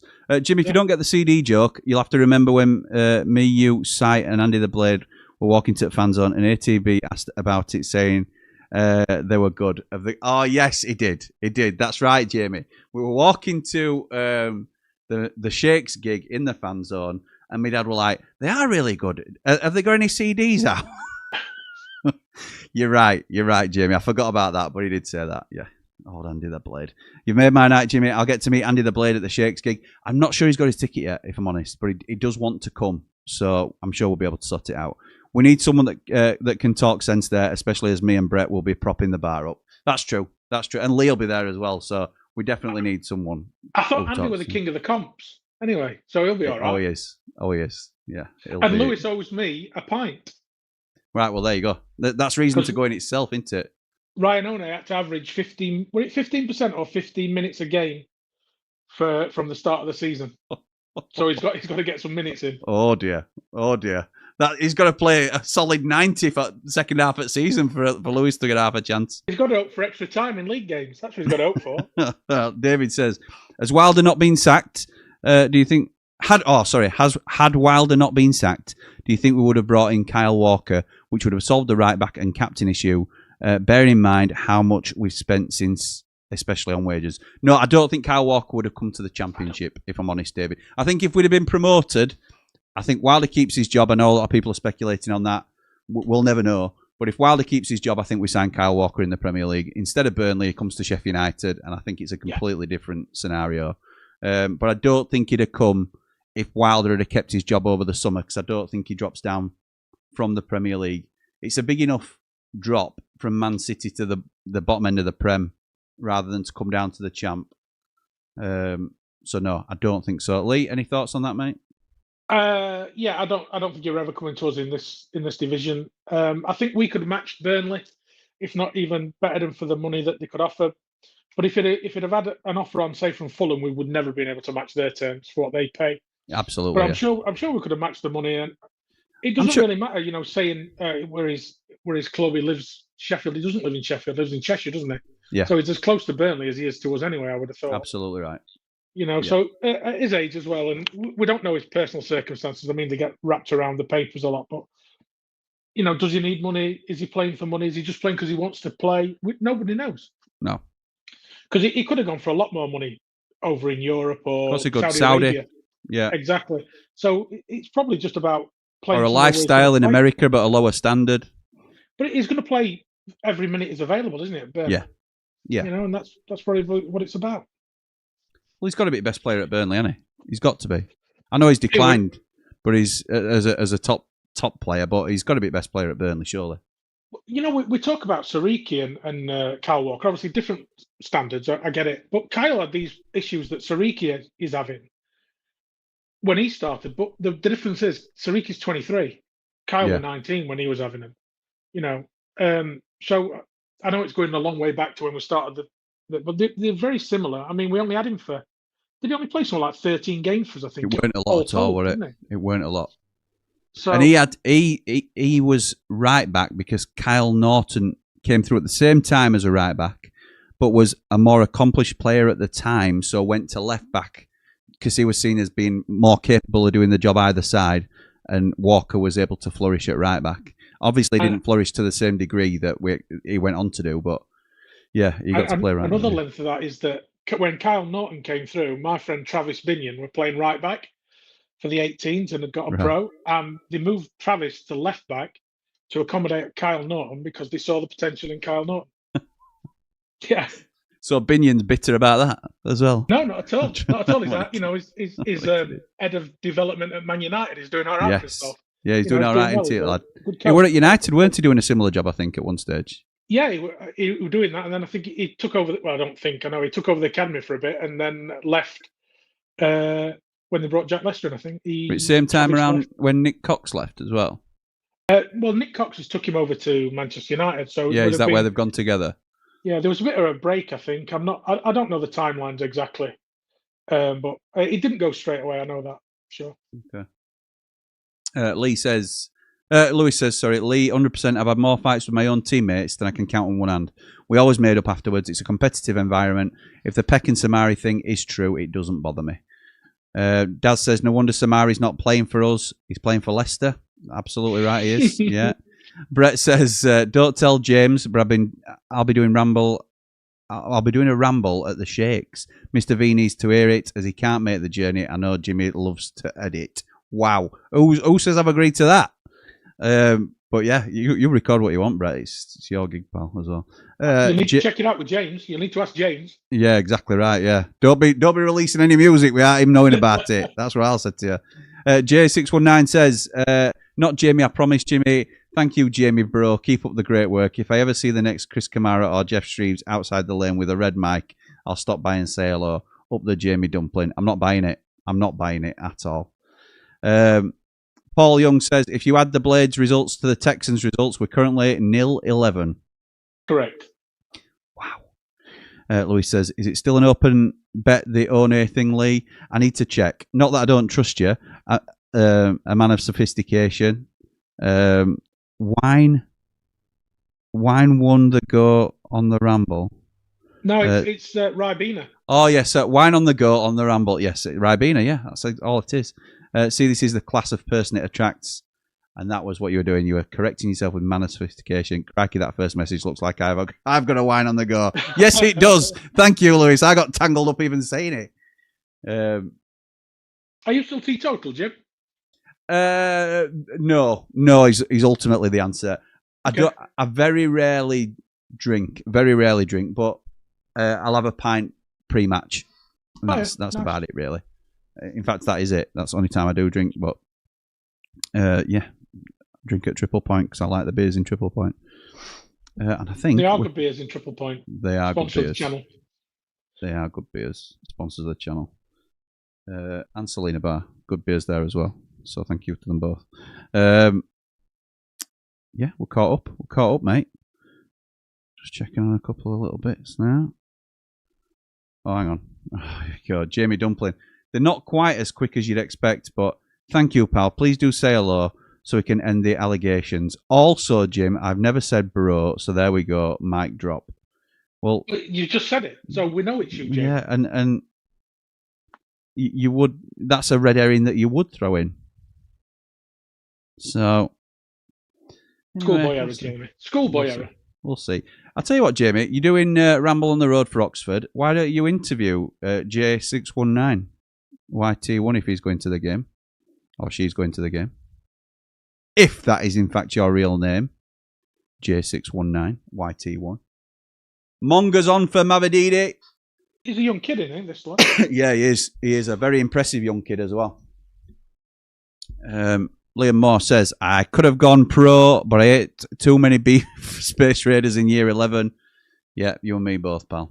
You and me both. Them 10p Space Raiders will get you. I just ran out of talent, Jim, very early. I never had any to begin with, so there you go. My dad were a good player. He could have done something if he'd have been spotted. I think early doors, he were a very good player locally. Yeah, it's all right having talent in football. You've got to be lucky as well. You have. That's true. Be very lucky. There's a lot of good players that don't make it. Yeah. Oh yeah, I can believe it. Well, I know it. Yeah. Well, we all know one that we, locally that you'll have a friend or 2 years older or 3 years younger, and you'll think, how did he not do it? And it's just having that, being spotted, playing a good game. And Richard Wood played for same. He went year below me in same club, and he got spotted. Could you tell he were good? Could you tell he were? Yeah. Oh yeah. Yeah. Good, yeah. Played in our team a couple of times, year up, but not. I wouldn't say, and obviously he's gone on to be a very good pro. It's no slight on him at all, but I wouldn't say he stood out head and shoulders. There were another very good centre half alongside him. It could just as easily, if it had been, say it were a one-off game that he got spotted and invited down to Wednesday or whatever happened with him, it could have just as easily been his centre half partner on a different day that got invited down for the same thing. So, yeah, very good player, turned into a very good pro and will likely continue in the game. He's had a great career. But, but it's sliding doors, isn't it? Sometimes you have a man of the match performance one on the right day, and then you get to go and harness your talent then at these trials, and everything sort of is a stepping stone. I mean, whereas it's like...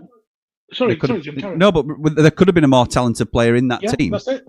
Yeah, that's it. And never got the chance.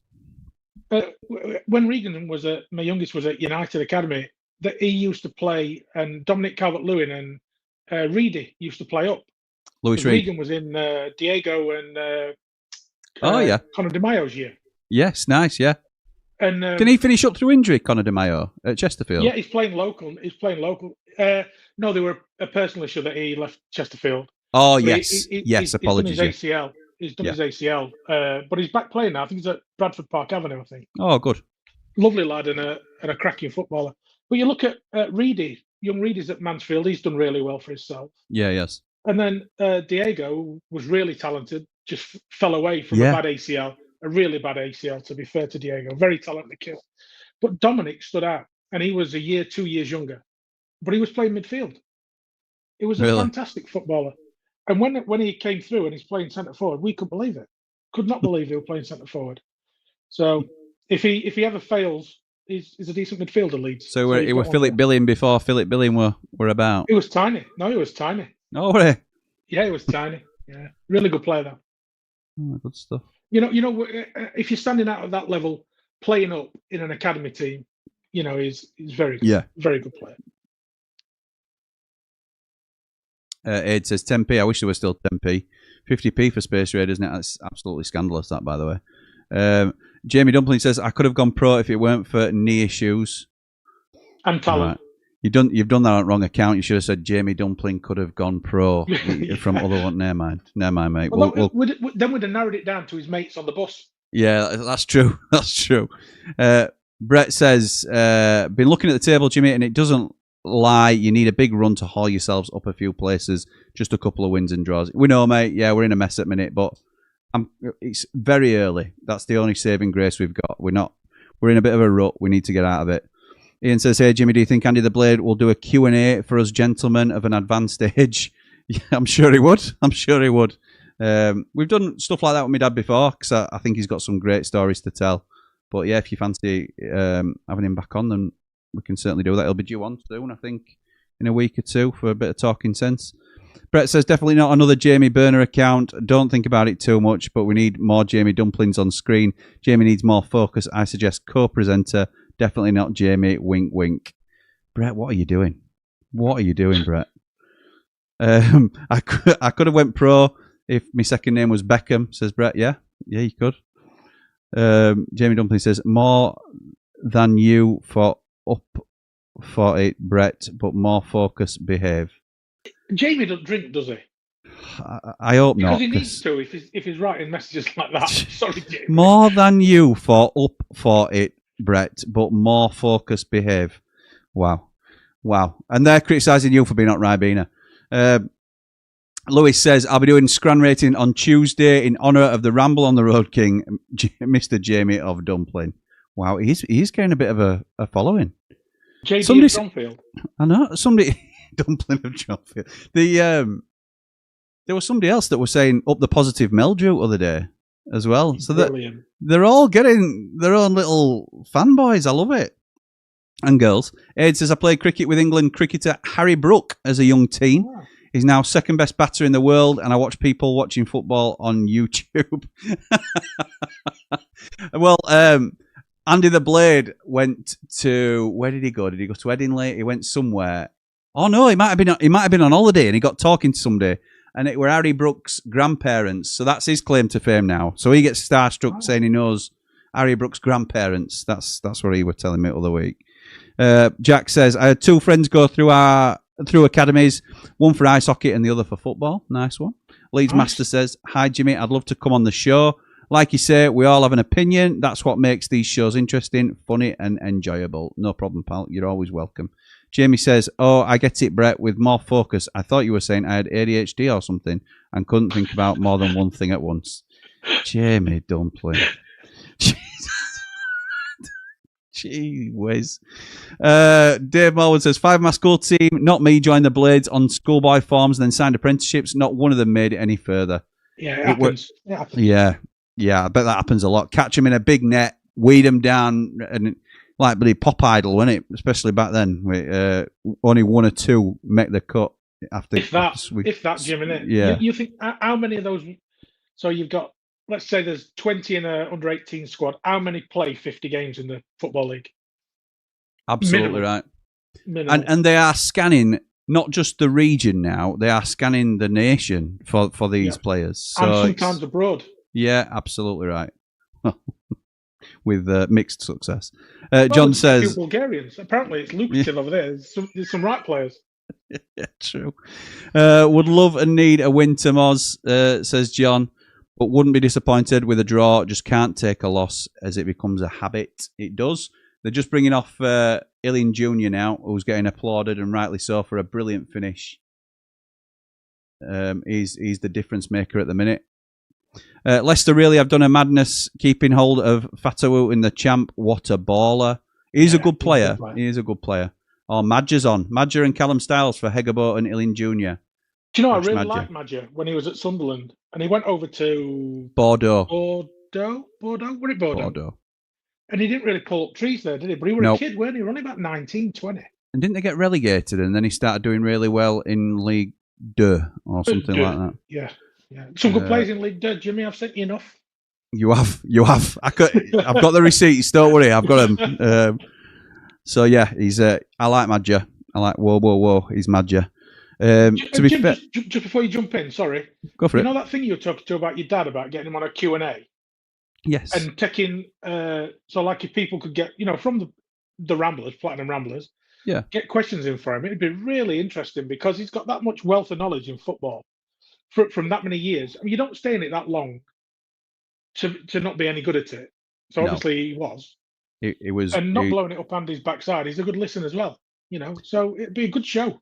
I would often jump in where I can to take the mickey out of him, as you know. But one thing I will say absolutely is he's got some brilliant stories. I take mickey out of him, but he's fully respect his opinion, as you know. So yeah, absolutely, I think it'd be a good watch. If people want to do that, then we can get that sorted out, I'm sure. Even if just a one-off special type thing, Christmas special. Oh, there you go. Oh, it's not a bad shout. That not a bad shout. To be fair, I was a decent runner, ran for Rotherham and Sheffield, but didn't continue it. Oh well, there you go, Jack. And I ran. I was similar as a kid. I ran front police a lot, but that were all right. Sorry, Jimmy, must have missed you. Answer my question, was sorting the young uns out. Are you doing a watch along tomorrow? Sorry in advance, pal. Not of the United game. We were going to do Birmingham and Cov, but it's going to be too tight, I think, now, because my daughter's game's been pushed back to an 10:30 kickoff. Daz says, Jamie might not drink, but him and his bros are driving the rest of us to it. Yeah, him and his bros. That's right, Daz. Bro. Realise West Brom usually start well like last season, but drop off at Christmas. Do you know, usually I'd sort of question that sort of thing, but I do believe in little, think it's weird how the one that stands out to me is bogey teams. So, why can't we never do well against Walsall, for example? We struggle against Grimsby Town from memory. There's all sorts of Millwall at home. There's all sorts Cooper. Even Jake Cooper. Jake Cooper is a voodoo in himself. There's weird things in football that no matter the generation, and my dad's talked to me about this as well, it will still haunt you, whether it's a subconscious or whether it's just a coincidence. Some things are just like that. So yeah, maybe West Brom will fade towards the second half of the season, Jamie. You may be onto something there. Didn't we always used to have a bad February? We always used to have a really bad Feb, didn't we? Maybe. We usually have a decent Easter, and we didn't do this time, did we? Yeah. So, that's true. my Harry Styles has muscled up. Yes, he has. Helen says, football? What football? I thought this was the Jamie show. Me too, Helen. Me too. What is that about? Where is Jamie Dumpling? Brett says, I've no famous school friends. I'm the most famous person from my school, and I wear a hairnet at work. The kid made it. Nice. Why have you got to wear an hairnet, Brett? Yeah, why has Brett got to wear a hairnet? He has, though. No, it were on top. It were on top. I don't know why. Jamie says, closest I've got to famous mates, I was in the same year as Jake Wright's lad. Different group of mates altogether, but a sound guy. Jake Wright with the incredible record for Sheffield United. You're brilliant. No, with the young boy, with the young Jake Wright, I bet. No, because that would have been the actual Jake Wright, because it's not Jake Wright's lad, is it? No. So it won't be young Jake Wright, will it? Because he'll have been maybe 10 years older than Jamie, I would have thought. Yeah. It's a dumpling duet, says David. Has ATB ever thought of writing a book about his time in football, says Wayne? I'm not sure. As much as I value it, and now a lot of people on our channel value it, I'm not sure what the overall interest would be in it, to be honest, pal, if I'm being completely honest. I would love it, and I think it would be, certainly as from a selfish point of view, from like my family, and having that to hold on to and show to my grandkids and all that sort of stuff. This is what your great granddad did, because I think he's got some brilliant stories, but I'm not sure it would be published. I mean, you see Scouts books and stuff like that. When I was scouting, I read some Scouts books, and there's some good tales. He's certainly got some stories to tell, but I think he's too busy having a good time, to be honest. I'm just going to change my earbuds. They're just running out. I'm not charged them up properly from the flight back yesterday. Go for it, mate. No danger. Jaffet, the captain, Tanganga's laughing. I don't know whether that's the same thing. Jack says, hey up, Ramble going big time. Tanganga's joined. Absolutely right, mate. Of course he has. The captain. Ian says, I didn't go to school with any footballers, but was in the same class as Britain's first astronaut, Helen Sharman. Nice, Ian. Nice. I was in the same class as Helen's brother, Richard, Ian. Oh, there you go. So there is a bit of a connection there. Right, Leicester have got a free kick not quite on the edge of the box. The right-hand side of goal. Ricardo's standing over it. Ricardo Pereira. It's going to be crossed into the box. Probably 30 yards from goal. 25 maybe. Deep cross. And it's cleared. It's going out for a corner, but Leicester are going to recycle it, I think. It won't go out for a corner in the end. Monga. And they're forced back with a good press from West Brom. Yeah, and he's right back with the last man now. Here, Batley. No, you're not.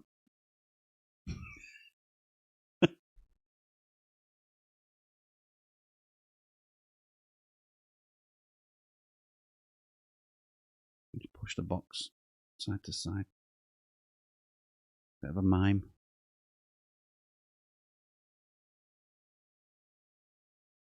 Knock on the side. Can you hear me? Nope. No mic. Small world, Helen says Ian. It certainly is. This is what it'd have been like if it were just me tonight. That's why I wanted to get Leon. Lewis says, little claim to fame, played against Jonathan Forte and Ian Ross numerous times in schoolboy football. Beat them once as well. Struggle to beat an egg now. Lewis, just say it. Just say what you want to say.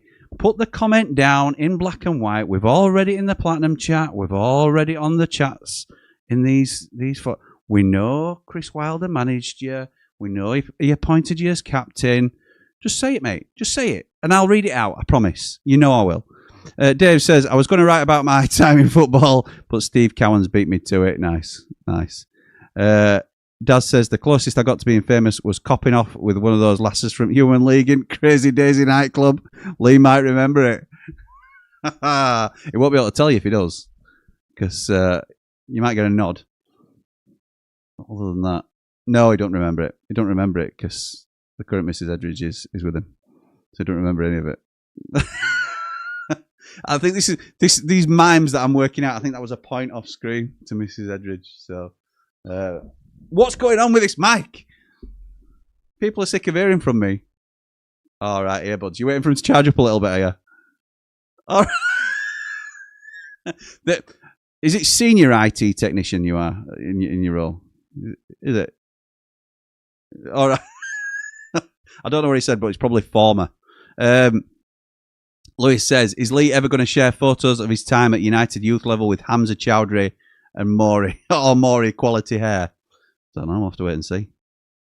Jimmy doing mime impressions. Sure you haven't had anything to drink? Only orange juice, mate. Lewis, did you play at Bramall Lane? I don't know if he did or not, you know. We'll have to find out, see if he mentions it. Brett says, my ramble on the road, I enjoyed talking to Gaz and Andy the Blade that much. I forgot to film half of it.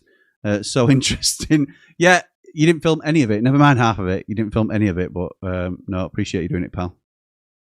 That was a dodgy mime. Well, believe it or not, Jack, I'm not a mime artist. It's one of them. Lee clearly is. Unbelievable. Patson Daka is on for Ricardo Pereira.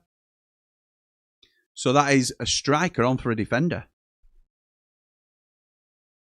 Leicester look like they've moved to 3 at the back.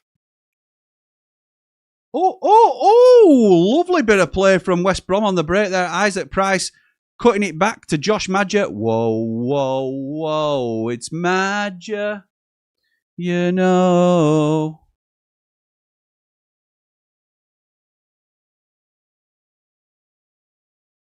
It might. Oh, it's Johnston, Mikey Johnston. He crosses it in just at the byline. Madger with a great effort that's deflected off pass, but then bounces back off Madger. It looked like it bounced back off Madger, but it's a corner to West Brom.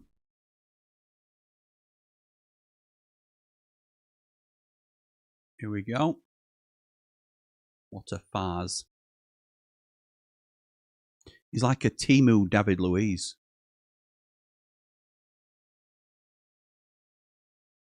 You know. Da, da, da, da, da, da.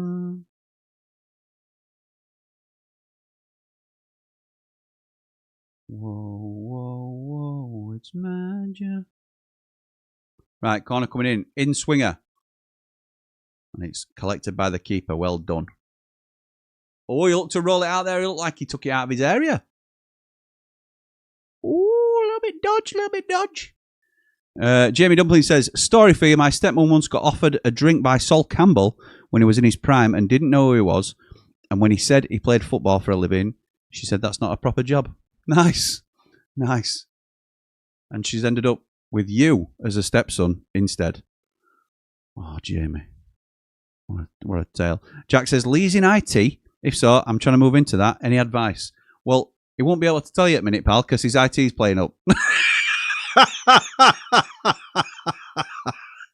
Oh, You can't write it. Paul says, I was UK champion at American football in 1988, starting defensive end, DE, Steel City Titans. Interesting, mate. Don't know anything about American football, I have to say. But dad and brother and auntie are well into it. All Packers. Well, I think Dave is a Longhorns fan. Might be wrong. I thought this was a harder league with the teams coming down, but the start so poor, says Jack. Annoys me at our start even more. You can look at it both ways, Jack. You can say it's a missed opportunity, or you can say it's a bit of a blessing in disguise, really, that they haven't started well either. Another claim to fame was my man was once in a film as an extra with Oliver Reed, says Daz. Nice. That is a good claim to fame. I've also done a bit of extra work. I've been on Crime Watch. Did you know that? I've been on Crime Watch throwing Molotov cocktails at a shop. Is Lee just the eye candy for the housewives now? That's all I brought him on for in the first place, Brett, to be honest. So the fact that he can talk a little bit about football just helps. But yeah, you've got to bring the viewers in, haven't you? Aid says, I've never done IT, but my first tip would be to make sure things are plugged in or charged. Yeah, usually you'd have thought so, wouldn't you? You'd have thought so. David says, Lee is not so live on the internet. I'm live on the... Duck, I'm on a stream. Can't you see, Duck? Oh, that was so funny. So funny. I'm live on the internet. All right? I'm live on the internet. Jed Wallace is coming on for Mikey Johnston.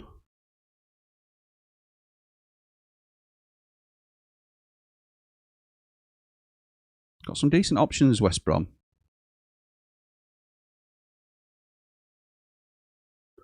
Whoa, Josh Madger. What's Ian writing in our chat here? Oh yeah, United being interested in Kozia Dubry at Brighton. Where's that from though? Always check the source. Nice one from Aaron. Ladies and gentlemen, this is embargo number 5.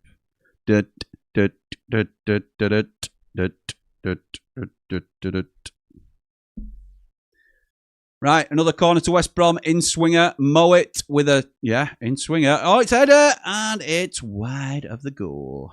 Goal kick. As a suspect, or just as an extra, Jim? I was a suspect.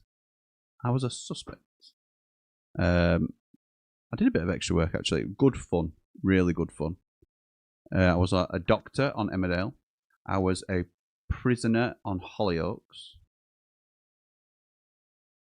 Can't remember what else I were on. Yeah, Jim. I'm on Hey! Yes, we can, mate. We can. Very good. It wasn't my headphones. It was this software. I've had to go into the settings on the software. All right. That's weird, isn't it? Why were it working before then with headphones? No, they told me they were switching off, so I closed it. I switched my headphones off, tried to put a new pair on. They wouldn't connect. My old pair have now got 30%, so I've reconnected them, but they didn't reconnect, so I had to go into your settings and just change it. Oh, well, thank you. And it's a senior software developer, Jim. Thank you. Senior software developer muted for 10 minutes of the stream. I create them. I create problems. I don't fix them. I'm sure that's something's back to front there, but yeah, you're probably right. John says, sparred with Tim Witherspoon, 2-time heavyweight champ, and played football in the same team as Ollie Arblaster's granddad when he was in the end of his playing days. I think you mean. It was our keeper, Brian, top bloke. Nice one, John. Nice one. Lewis says, David, I don't like to tell people about it. Playing at Bramall Lane. My stepdad, when he was my age... If Louis wants some photos of me and me United years ago, with my hair all over the place, when I had hair, yeah, I'll send him some. Put it into chat. Not happening. Come on. It's a long time ago. We're only up to 15 from 11 trying to get 15. Trying to get people to sign up here. What are you doing? What are you doing to me? That'll make. Well, I'll tell you what then. 10 likes. Here we go. No, I'll put it in. Yeah, I'll put it in. I'm only joking. Jamie says, my stepdad, when he was my age, played football in Germany for Bochum and broke his ankle twice. Retired, then went into snooker and got to 200th in the world. Played Ronnie O'Sullivan and retired. Weird guy.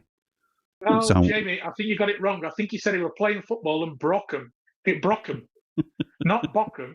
It broke him. Wrong, mate. Decent, that, Jamie. As Lee tried giving it a whack, every problem can be sorted with a hammer.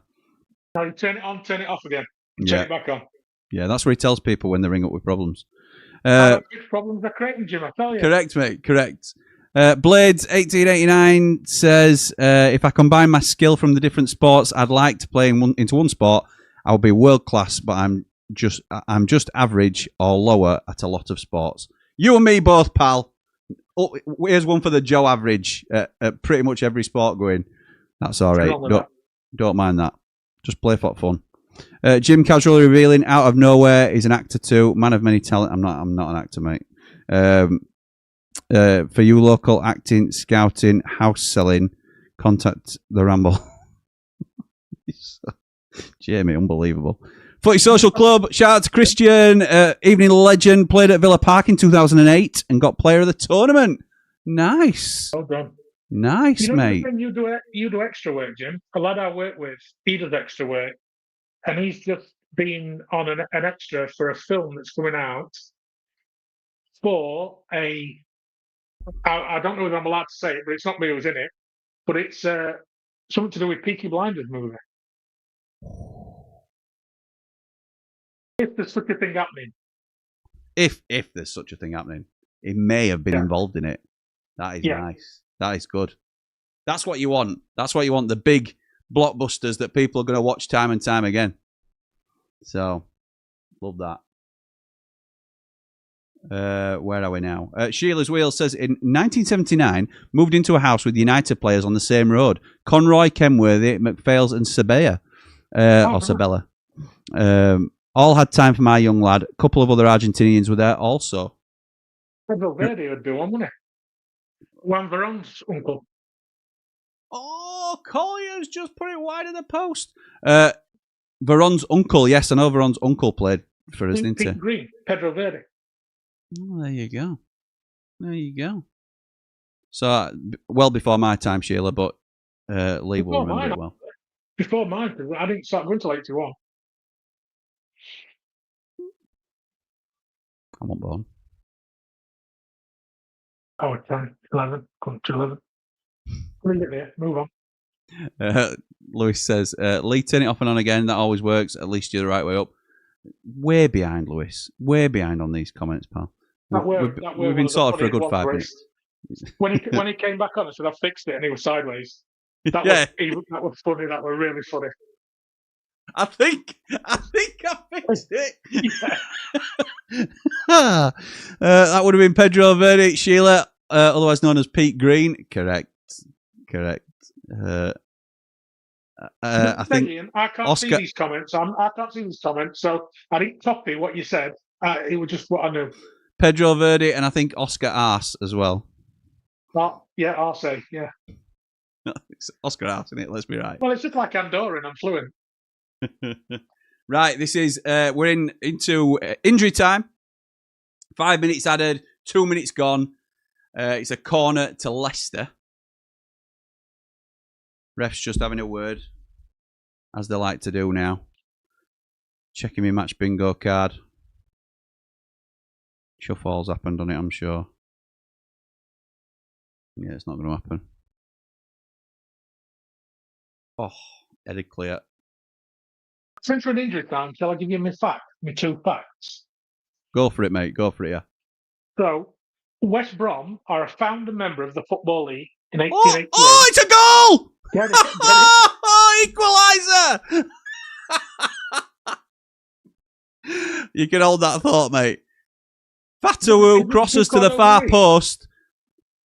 I can't remember who it was. I couldn't see who it was because I was half listening. But it's a half volley into the bottom corner ish. and Leicester, it's 1 apiece in the dying embers of the game.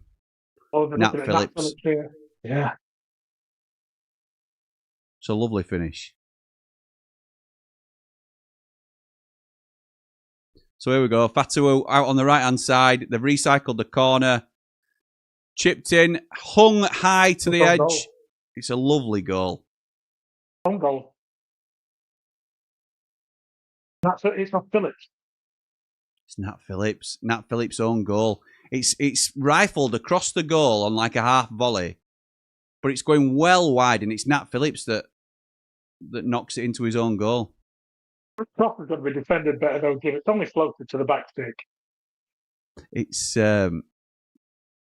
results like that can really turn a season for you, I think. Getting a point at West Brom in these sort of circumstances is a really good result for Leicester. Not played great, probably been second best on the night. West Brom have had a couple of chances to put it to bed. Wow. I dropped off again, Jim. Or can you hear me still? Yeah, of course I can, yeah. Can you? I thought I dropped off, sorry. That's all right. Anyway, found a member at Football League. Yes, go for it, sorry, yeah. No, under the first team called Albion. Ah. Well, they are the Albion, aren't they, whenever they talk about themselves? And they were formed from it was a staff at the George Walter Spring Works, apparently. Nice. And nice. Leicester were called Leicester Foths from 1884 to 1919, and they only changed the name to coincide with the year that Leicester became a city. Known as the Foxes. And I'm right. So Leicester City were called Leicester City because Leicester became a city. Nice. Which makes sense, doesn't it? That's it. So love that, mate. Real facts are quite boring. No, but I found that interesting. Here's another fact. Nige says, my grandmother's in the same class as creator of Wallace and Gromit creator. Is that Nick Park? Yep. Might be wrong with that. Here come West Brom. And that Godson can virtually recite Wallace and Gromit all the way through. Scratch Phil's lad. He loves Wallace and Gromit. Does he? I was going to say they don't talk, do they? But Wallace does talk. So, yeah. It's Jamie Dumpling says, a guy who used to go to the gym my mum and dad owned has been an extra in films like Johnny English, Reborn and Justice League. Got shot as a golfer in Johnny English and shot as a security guard in Justice League. Thank you very much, Jamie. Oh, give it up. Keep getting shot. Yeah, no, you want to be careful. It was Veron's childhood dream to play for us. Yes, I have heard the same thing. Sheffield United fan as a kid. And that is full-time, 1 apiece. Pedro Verde made Diego Simeone look like an angel, says Dave. Right. Johnny Nelson helped me find work when he had an employment agency. He's a genuinely nice bloke and very down-to-earth. Here's a name drop for you. When we went to the Bash, we'd been invited into a box, me and Andy the Blade, and Johnny Nelson were there, and we were like chatting to him, like really starstruck to be fair, but trying to be cool. Chatting to really, really nice bloke. Josh Windass were in there as well. Good lad. Like him now. like him. I did like him at times, to be fair. He's a good lad. Helped crashed his car into my brother-in-law's car in Sainsbury's supermarket. Where was that, Jane? Who did? At the bottom of Johnny Nelson crashed his car into my brother-in-law's. Yeah, my brother-in-law. You get out and say, "What are you doing, you idiot?" No, he said he was lovely. He said Johnny Nelson was lovely. Who do you think you? Oh, hey, Johnny. Hi, Johnny.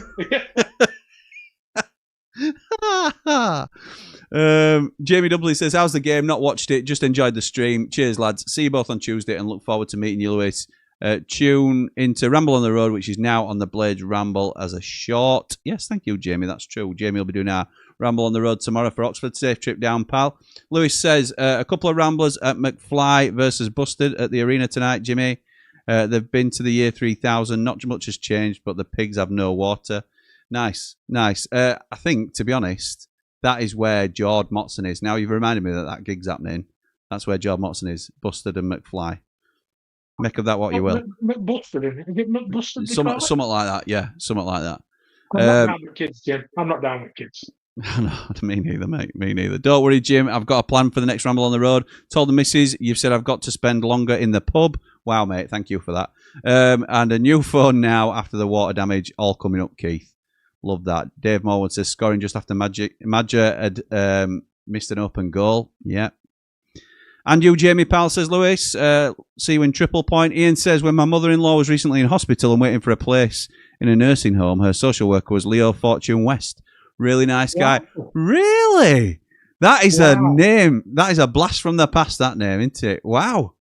He's a social school centre forward, weren't he? Yeah. He was Rotherham. Yeah, played Rotherham. Did he play Barnsley as well? He might have done. That is a throwback, isn't it? Oh, that's interesting. Thank you, Ian, for that. Great watch along, Jimmy and Lee, says David. Jamie, I don't buy this. That can't be true. Who's Veron? I could probably stretch to because he is before your time in terms of football. Johnny Nelson. You're a Sheffield boy. Come on, mate. Come on. Sheila Green says, glad you remember Pedro Verde, David. Were you living up here in them days? Busted Fly says Dave, I think. Who's Leo Fortune West? Yeah, I'll give you that one, Jamie. I'll give you that one. He's a former striker that played locally. A bit of a cult hero to some local clubs, I would probably say. Like a chief was to us. Say again. Like a chief was to us, wasn't it? Yes, yeah, it was a bit like chief. Yeah. A bit like chief. That's probably fair to say. Mate, thank you for joining me tonight. Short notice, but I always enjoy it. Anything you want to cover before we go? No, just loved it, and everybody keep watching the Ramble, Ramble FC. There's plenty of good shows coming up, and Jimmy's on some of them. Yeah, I am. Yeah, not all of them, but I'm on some of them. So yeah, thank you, mate. Appreciate it. Thanks for asking me. No, anytime, mate. And thank you to everyone that's joined us tonight. Really enjoy these. So we'll catch you with the next one soon. Up the plate.